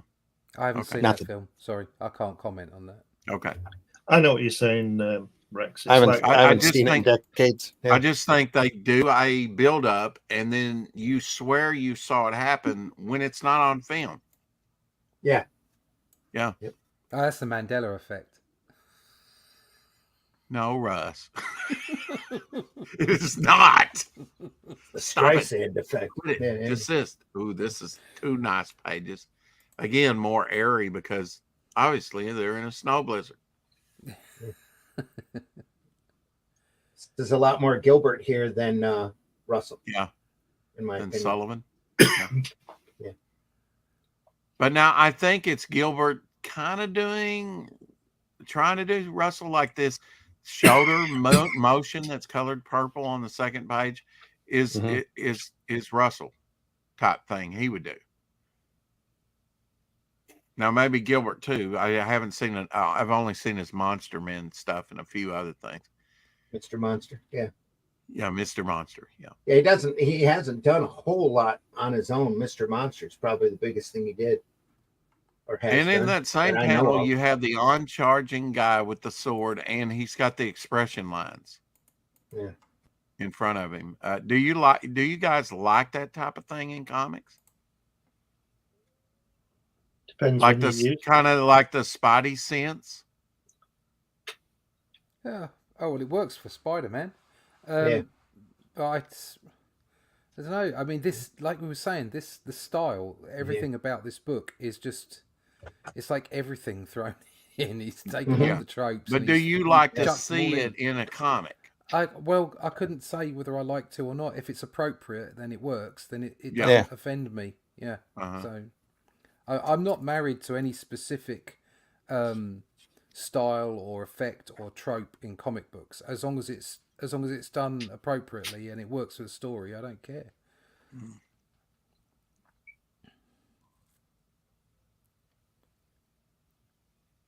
That's nice with the banner, almost like the scroll that we were talking about when we began. Yep. Yeah. Or a bookmark.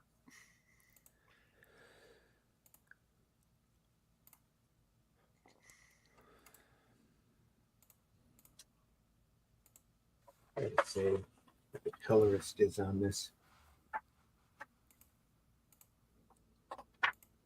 There's a credit. It's Russell and Gilbert. Oh, they did it together. Yeah. Oh man, it's just a lot of it just doesn't work for me.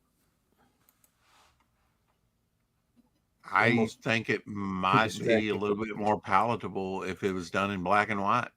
And Take they the might have meant color for out. that to go on to newsprint too, instead of the shiny gloss paper. So Yeah. I don't know. Hard to say. I never That's did nice. really like the shiny gloss paper. You know, I just thought it was a cash grab at the time. Yeah. I was fine with newsprint. Maybe a little spoiled to it. Well, they had a hard time nailing their color techniques down too during this age. You know, it's back when Marvel was playing with plastic plates and nobody knew how to color this stuff. Oh, yeah. until I mean, have you Photoshop come along? But I mean, even back in the old days, you know, you'd see something off-centered.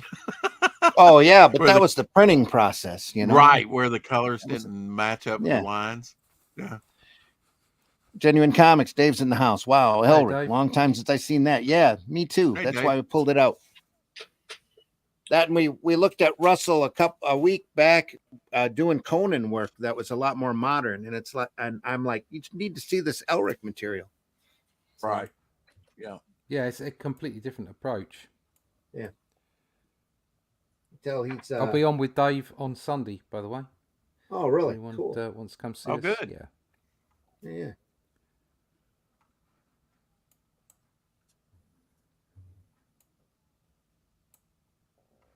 Dave's got a wonderful book out at the moment. It's Perfect 10 Perfect 10. special edition in black and Yep. white, in hardback. That's Also over Very, very at nice. fundmycomic.com. yeah, very Yeah. very nice indeed.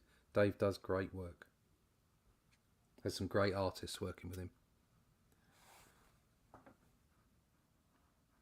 Did we lose Glenn? No, I'm just looking at the artwork. Yeah. Paul Pate in the house. Hey guys. Hi, Paul. Hope you're doing well. Thanks everybody for watching. Deeply appreciate you. Appreciate you stopping by, especially this early in the morning. I think this is like you said, this is Gilbert over Russell's layouts, and I've not seen the layouts, but he doesn't seem to have added too much. I wouldn't have thought. Yeah.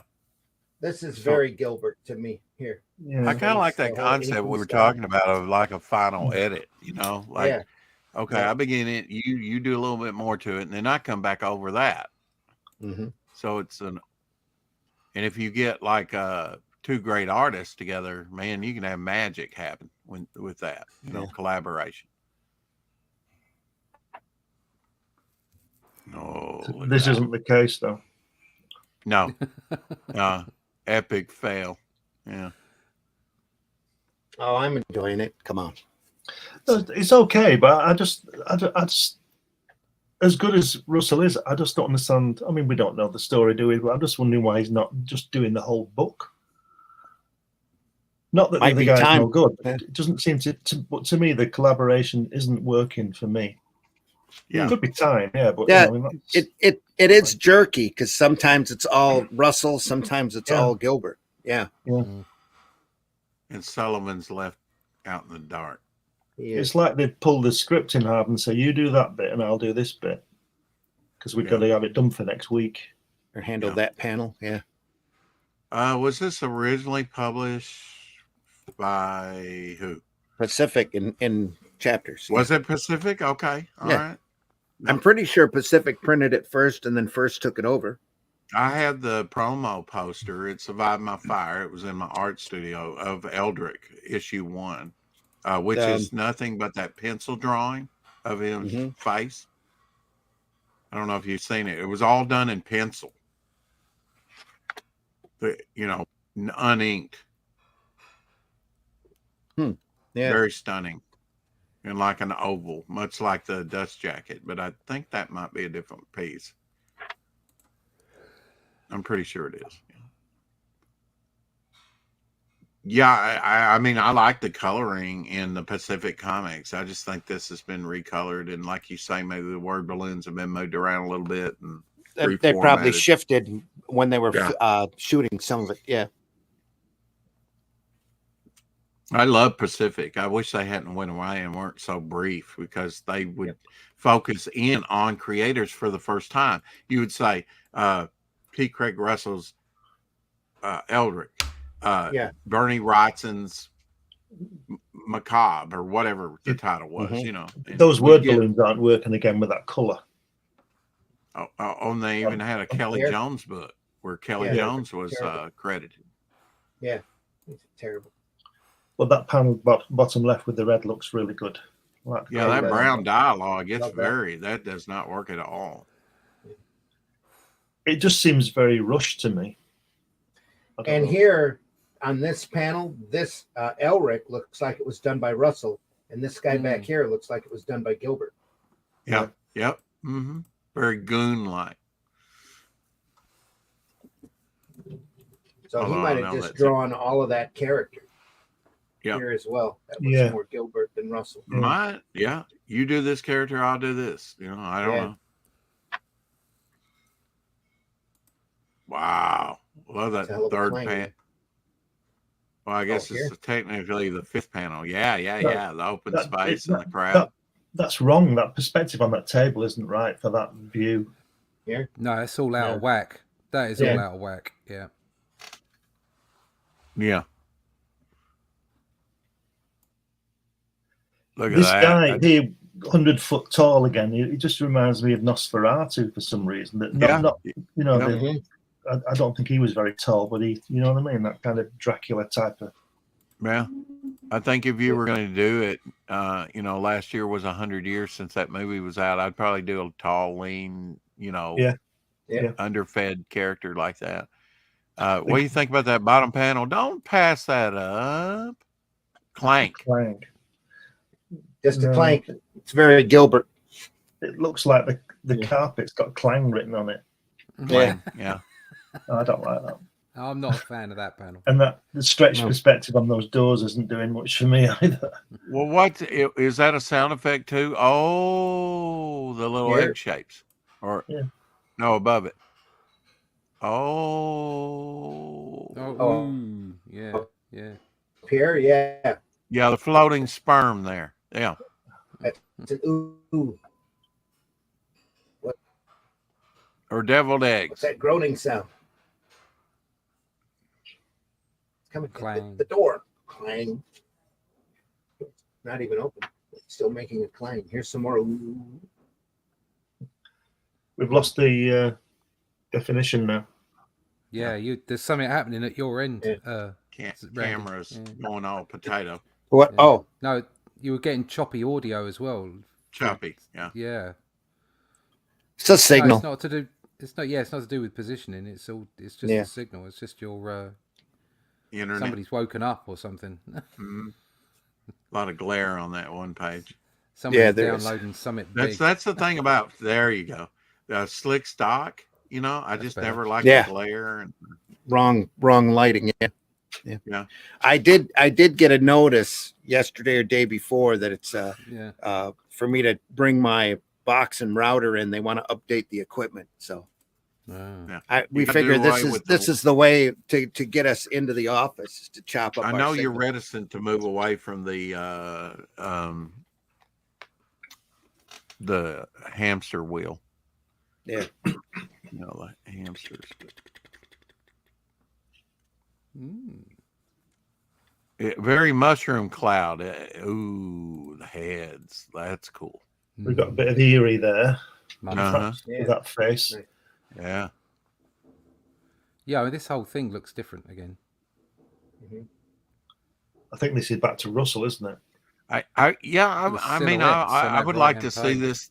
I would like to see this character this artist do something like that. Supposed to have a horror bent to it, like Aliens. I think he could probably pull it off design-wise. It'd be very stylized, but it might be pretty cool. Yeah.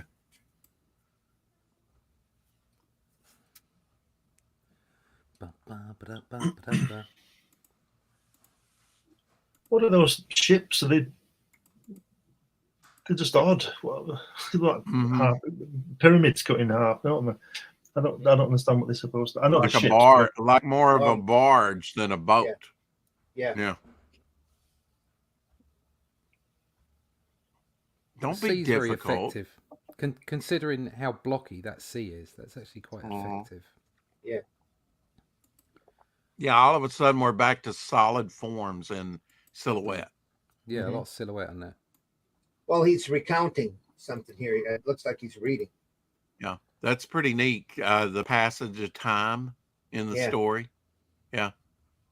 I think that works. I mean, I think that whole that page works for what it is.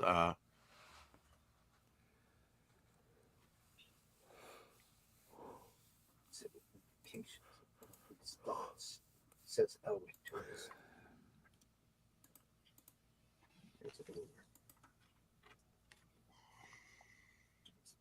to me, this is better than what we've been seeing. Oh wow, yeah, that first panel there with the cobwebs, the mist, look at well, you can see straight away. You can see the different artists from one page to the next. Yeah. So that a lot of writing in here. It looks like it's the previous page with all the blocks in it and all the silhouettes, and then this it's completely different. They obviously swapped over from inking to penciling.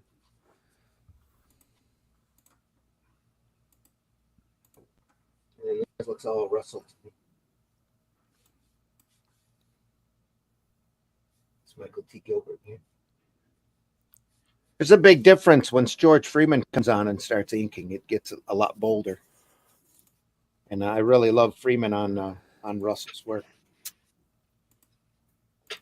Freeman started out working at Cumley Comics with Captain Canuck. Oh yeah. Up in Canada. Yeah. I always thought the coloring on those, Indian stuff, but you had to pay $1.50 or something like that, or you know, it was 50 cents, and I was unwilling. I was like, no, I could get 2 comics for that, you know. For the Captain Canucks.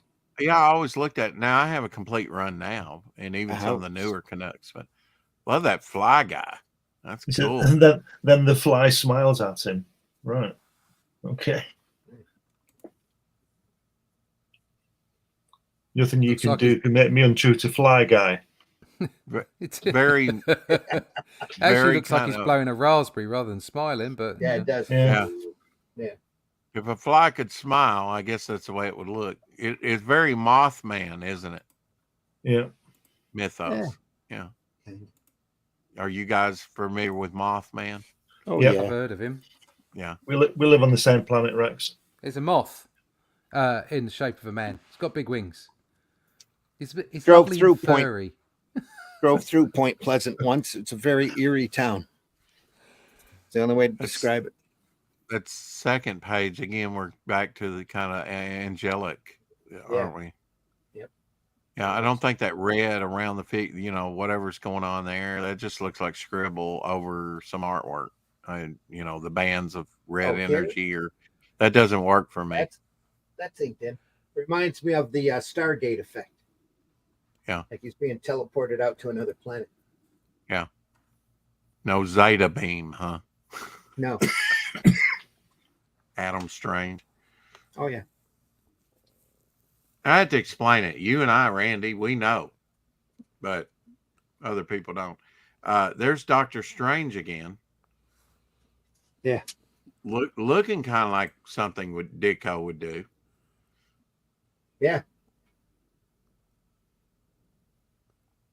Interesting. The mustache twirler, right? The trope for the villain that puts the girl on the train tracks. Yeah. Yeah. Snidely Whiplash or Dishonest John. Yeah. Dastardly. Snidely Whiplash. Yeah. Yeah. A great name. You remember that from Dudley Do-Right? No. Yep. No. Yeah. Really? Oh, have you ever seen Dudley Do-Right? I'm younger here. No, I don't have a clue what you're talking about. No. Yeah. All right. You're gonna make me dig him up here. All I know is the final trope, which was Dick Dastardly, who was obviously based on all of those things.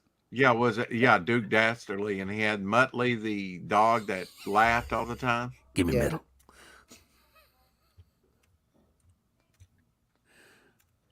Give me just a second here.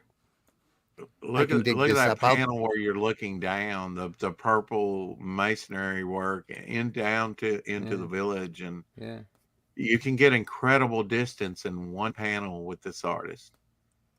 I don't know that it conveys it, but in a very simple way. Dishonest John from Beanie and Cecil. Yeah. I know that one. Yeah. I'm gonna take the copyright hit on this. Don't do it. It's not worth it. Get away from the light. But it's so pretty. Bzz, ah!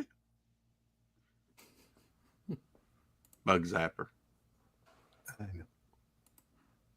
We go. Not everything that glitters is gold, Randy. Just say no. Oh no, I totally agree. Put the fork down and move away from the table. He's gonna do it anyway. I'm gonna do it. I'm gonna do it anyway. He was working too hard on it.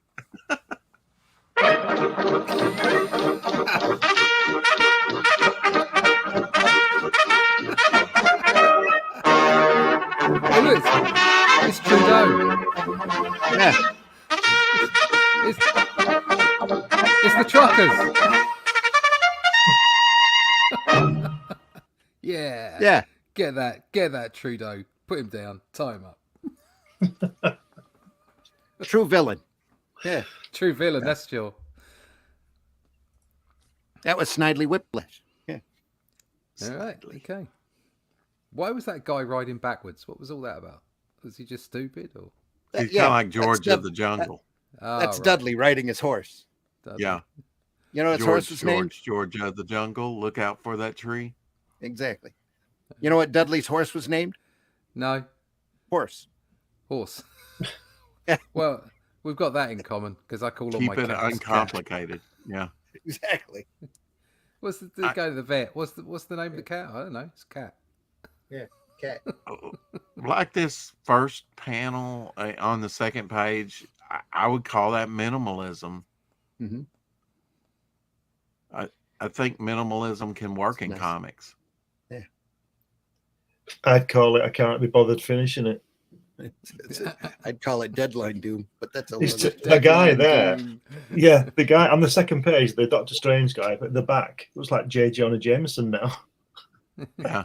Dick Coates Jameson. I kind of think Pictures of Spider-Man. I kind of think Count Nefaria too, because he's like that. I don't know if you know Count Nefaria out of the Avengers. Yeah. Villain. He did gravity, had gravity powers. That's Graviton. Oh, gravity. Well, that Count Nefaria was just an evil mad scientist. They've all got gravity powers. It's just Yeah. God. That's why sinkholes are happening Everywhere. Yeah. Again, now, right? Okay, so different style again. That's all lizard people. I gotta wonder, is he influenced by Ditko? When I see an upward. Oh, I'm turn sure face? he is. Yes, absolutely. Look at that bottom right-hand panel and how much cross-hatching is on there. We've not seen any of that. Yeah. Where are we looking? Bottom right-hand last panel. panel. Yeah, his Left face. panel. Oh yeah, here. Face. Yeah. There's been little lines like that throughout here. You just but not half the time the coloring is. Yeah, that's quite obviously cross-hatched. I've not seen much of that at all. And Russ, you're the expert on this. Isn't the top panel the circle, the Tondo there? Isn't that it's Capaldi? Isn't that John Pertwee? Isn't that Doctor Who? Or Here's- Peter Capaldi? No, Capaldi. Yeah. He's just got a big nose. I love that with the waves though coming up with the knees. I keep wanting to know about with the knees. Yeah, just that's nice. Yeah, that's passage lovely. of time and That's one of the hardest things to render. I think is water. yeah, it's a nightmare. And this is very stylized water, But I'm waiting for the damn dirty apes, beat scene. You blew it up. Oh my God, they did it. Yeah, and look at that very energetic. Whoa, wait a minute. Second panel there, the background, and the coloring. Frankly, here. Yeah. Look at that. It's electrified. That whole panel. The other one is below it is too. With the background, almost lightning like. Although I don't know, is he supposed to be in a cavern there or what? No, is it's water. This almost looks like felt marker, actually. Yeah. Yeah. It's a nice effect, though. Mm-hmm. Sometimes the coloring.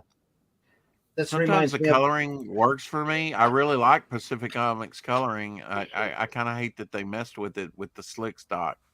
This reminds me of the cosmic rays that hit Fantastic Four. Yeah, it's very electrified. I like that. But I really like those three panels where the waves are coming up to her knees. Very effective storytelling. Ooh, look at that. That's that same character we saw earlier, right? That brought him up to the surface. Oh, yeah. Believe so, Seaman. Seaman. Yeah. Poseidon, king of the seas. Some of this is just visually stunning, but others is just like, I can really, it doesn't. I don't want to be too harsh, but That's what I was saying. There's a definite range in this whole book. Some of it's weird, and then other parts are like genius. This is all Gilbert here. The whole page is Gilbert. And I personally, I find the jumping from one artist to the other artist on different duties, I find that jarring. Yeah, exactly. I'm not a fan of that, I have to say. Well, Gilbert's more blockhead. I mean, look at that. Yeah. He did that last panel on the first page. It's totally different looking face here. Yeah, and it looks, I'm really getting, with his face is kind of a Ditko vibe. I mean, don't get me wrong. Both styles are valid and are Yeah. good. Yeah. But I'm just not digging. It's them a going tricky from one to thing. the I'm next. trying to do a story right now, Russ, where I'm wondering, is this going to work?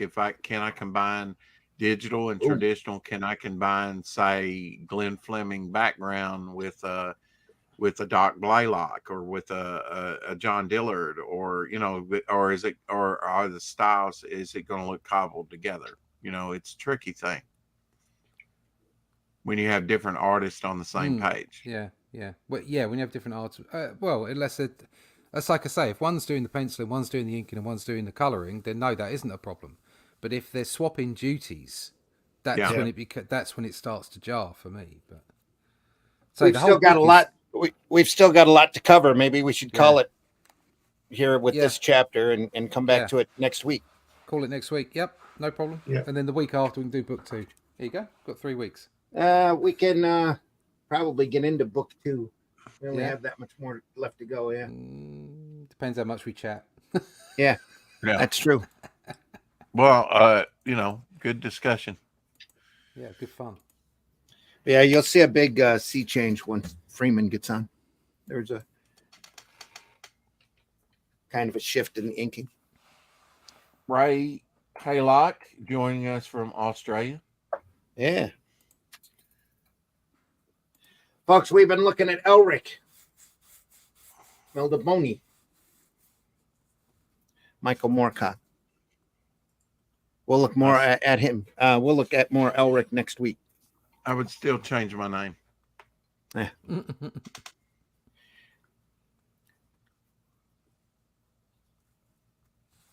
That's about it for this episode. We deeply thank everybody watching. We know a lot of our audience comes in after the fact. I think Sarah just arrived.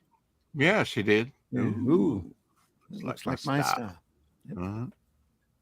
She can watch it on replay. Yep, gonna have to at this point. Sarah, you're too late. Sarah. Not rewinding now. Not rewinding now, yeah. Well, yeah. Yeah, it could mix the letters and make it cleric. Yeah. Oh, yeah. I'd see that. Almost looks like a C here. Yeah, I mean, we didn't get into that, but I mean, knowing the proper, the thing that graphically works, the style, the font is so important. Even in hand lettered stuff done traditionally that's worked into the artwork, like sound effects. Yeah. Great book, 1989, First Comics, hardback. We'll look at the rest of that and hopefully get into book 2.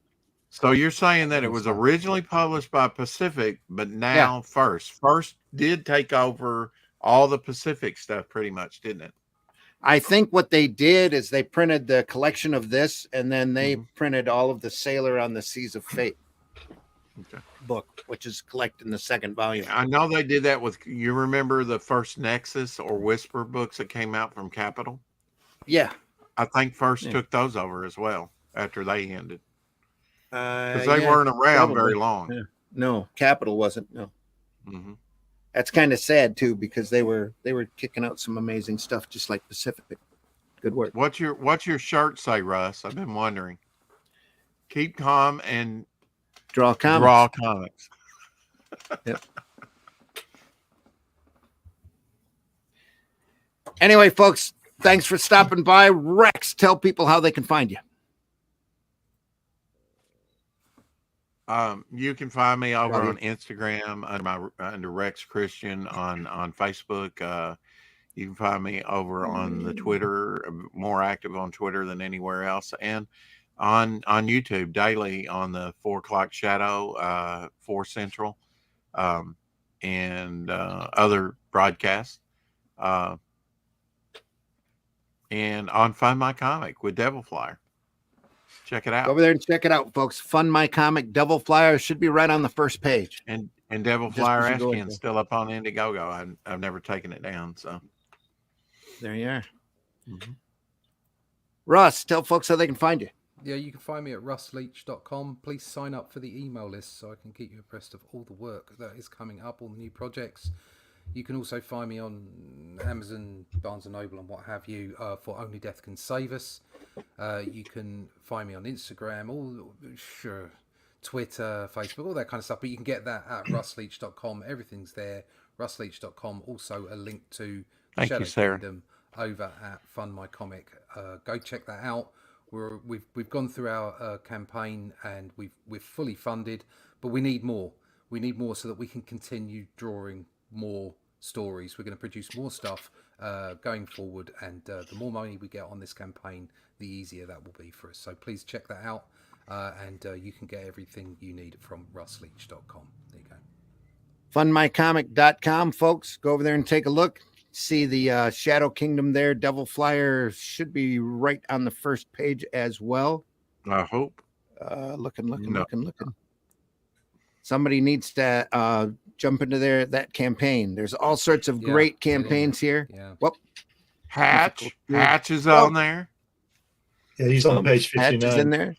Hatch annotated. There is no page 59. I don't believe that. If it was Indiegogo, I might believe that. That's what I'm saying. That's where he is on page 59. Doesn't exist. Yeah. Go over there and check out Shadow Kingdom when you can, folks. Russ's great artwork. Fantastic story by Robert E. Howard. So. Wow, 6 a.m. where Sarah is. And it's 6 a.m. here too, Sarah. So you're on Central Time. Check my daily show out. Glenn, tell folks how they can find you. You can find me on this program every Friday morning and Randy's other show on Sunday afternoon. You can find all my work on Amazon. I've got 11 books up there, science fiction books, children's books, all kinds of things. You go to New Haven Publishing and get this book I wrote about my visit to see Jack Kirby. And if you go to Fund My Comic, as we've just been saying, you can get a copy of this, which is the sort of, origins and story of my character Hatch.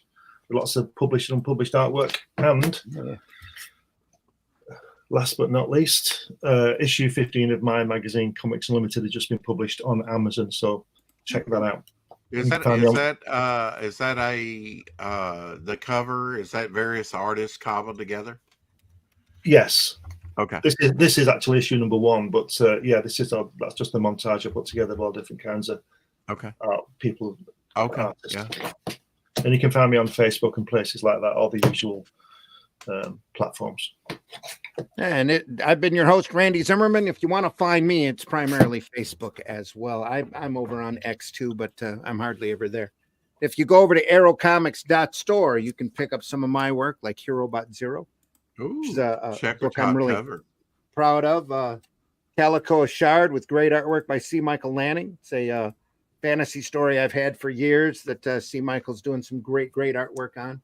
The Fool, which is an urban vigilante fighting street crime with practical joke weapons. It's a real fun book. How did he get his costume? He defeats and he adds to his costume, right? Yeah, anybody he detains for the police, he takes a piece of clothing as his trophy and incorporates it into his action duds. That's awesome. I like that concept. Little kid asks him if he's a mutant or if he's got any superpowers, and he looks around, leans over to the kid and goes, "I have the mutant power to sew."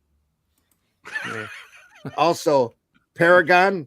It's another superhero story. What if Superman were to suddenly pop up? I mean, Golden Age Superman were to pop up in modern society. It's another great fun book, artwork by J.R. Harris, and there's lots of other stuff to discover over at aerocomics.store.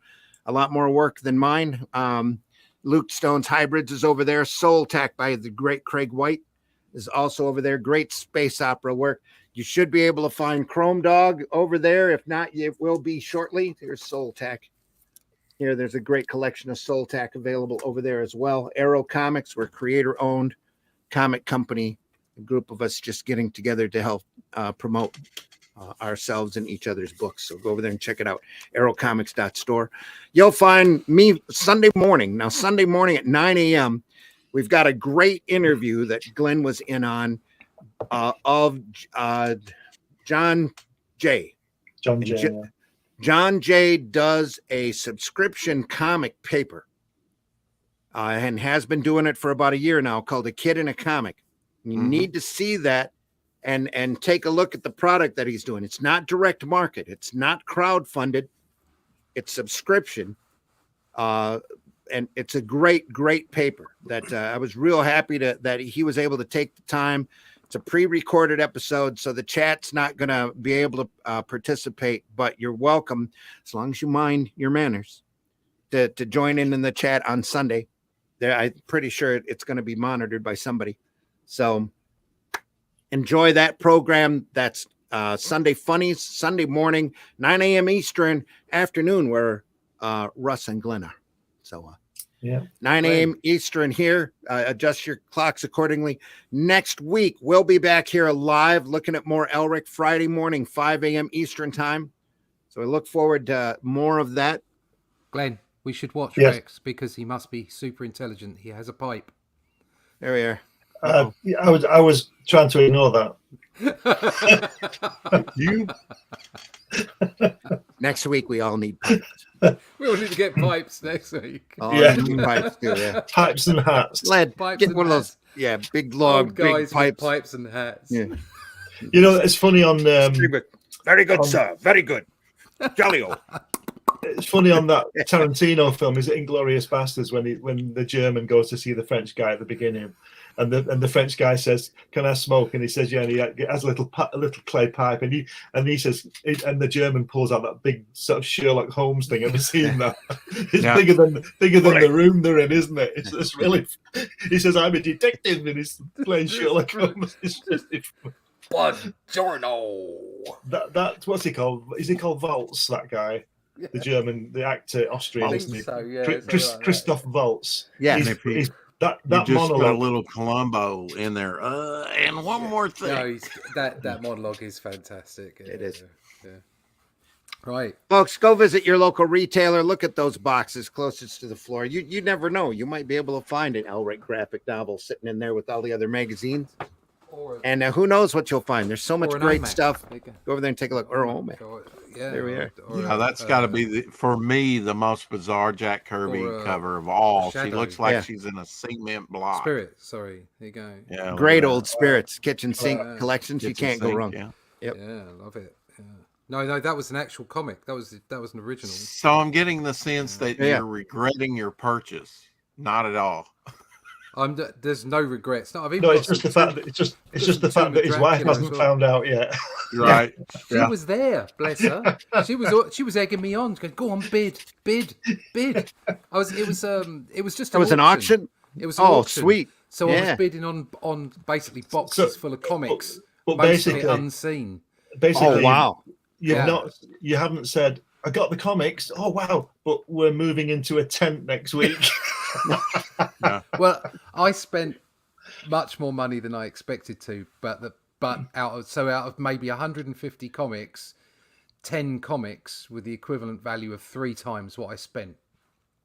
Yeah. So it was worth it in the end. But isn't it dangerous, that buzz you get when you're at an auction? You can see people get gripped by it. Well, this first box that actually did have the more valuable stuff in it. I didn't know at the time, but the first box went beyond where I was thinking I was going to pay for it, and there were a few other people bidding, and then it got to the end, and he was like, "Is everybody done?" I went, "No, I'll have that." Right? Yeah, it's like I'm having that box. So you didn't know what was in it. I didn't know 100%. I knew a few things. And I thought, I'd really like them. Most of them, I was thinking they were reading copies, to be brutally honest with you. That Omac one ain't cheap. Yeah. I didn't eat. Well, it depends where you pick it up from, but that was the cheaper box. It was like $40, and that was where the Garth was in, and that was worth £100. So yeah.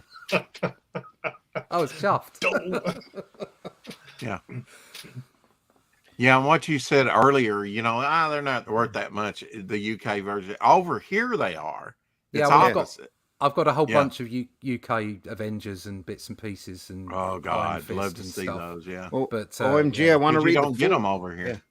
I'll have to get another second part-time job to get. It's a matter of perspective. What's common over there is rare over here, and what's rare over here is common over there. Well, maybe not. Yeah, maybe not. BKM. I'm not familiar with BKM. Has any extra Jack Kirby books? It should. We'll Brian be Morris. together. Oh, Brian K. Morris. Yeah, there you are. Thank you. Thanks for deciphering that. What are these manners you speak of? Anyway, pulls out a bong for a different kind of smoking, but he didn't specify when asking to smoke. Yeah. Anyway, Bing bong. folks, buy independent alternative comics, especially ours. We're found over at the Indie Comics Network YouTube channel and X and all sorts of different platforms. Comic Book Black Belt YouTube channel, the Randy Zim YouTube channel. We're all archived over there. If you enjoyed this program, watch other ones. And if you really enjoyed this program, give us a like, give us any type of like or hate or any type of comment if you can on any of those forums or platforms.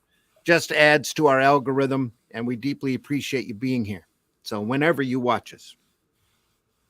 So we'll go out with a couple of bumps and see you Sunday, 9 a.m. And then again, next Friday here, we'll be live at 5 a.m. Eastern times. So Rasta Danya. Take care, everybody. See ya. That's Vidania. Holy shit.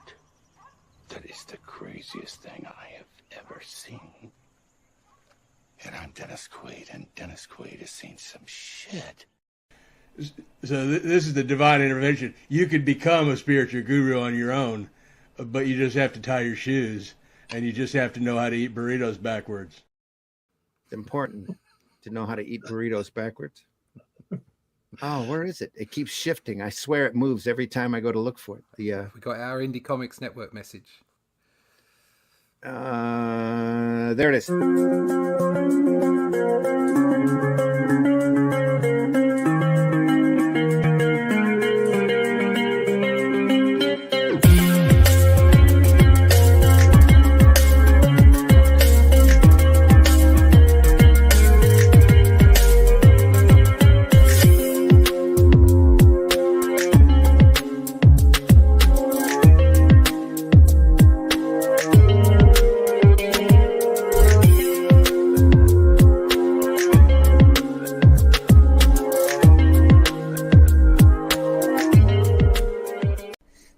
Do you draw the Flintstones naked? There's a market for that. It means you're a catcher, not a pitcher. In the time before Atlantis sank and the lands of the world were savage and untamed, one man would claim his destiny. Leaving his Atlantean tribe behind and throwing off the shackles of Lemurian bondage, he sailed the seas as a pirate captain before seizing his place as a king. And now that he has the throne, how long will he be able to keep it? This is the Shadow Kingdom, the classic sword and sorcery tale by Robert E. Howard, adapted by Randy Zimmerman, with artwork by Russ Leach. Available now at funmycomic.com.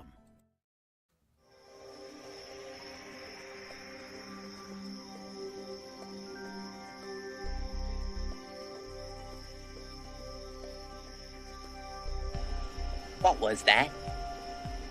This is not a charade. We need total concentration.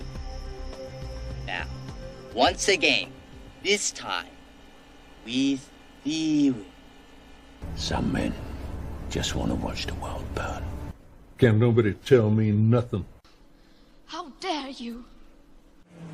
Get off my lawn.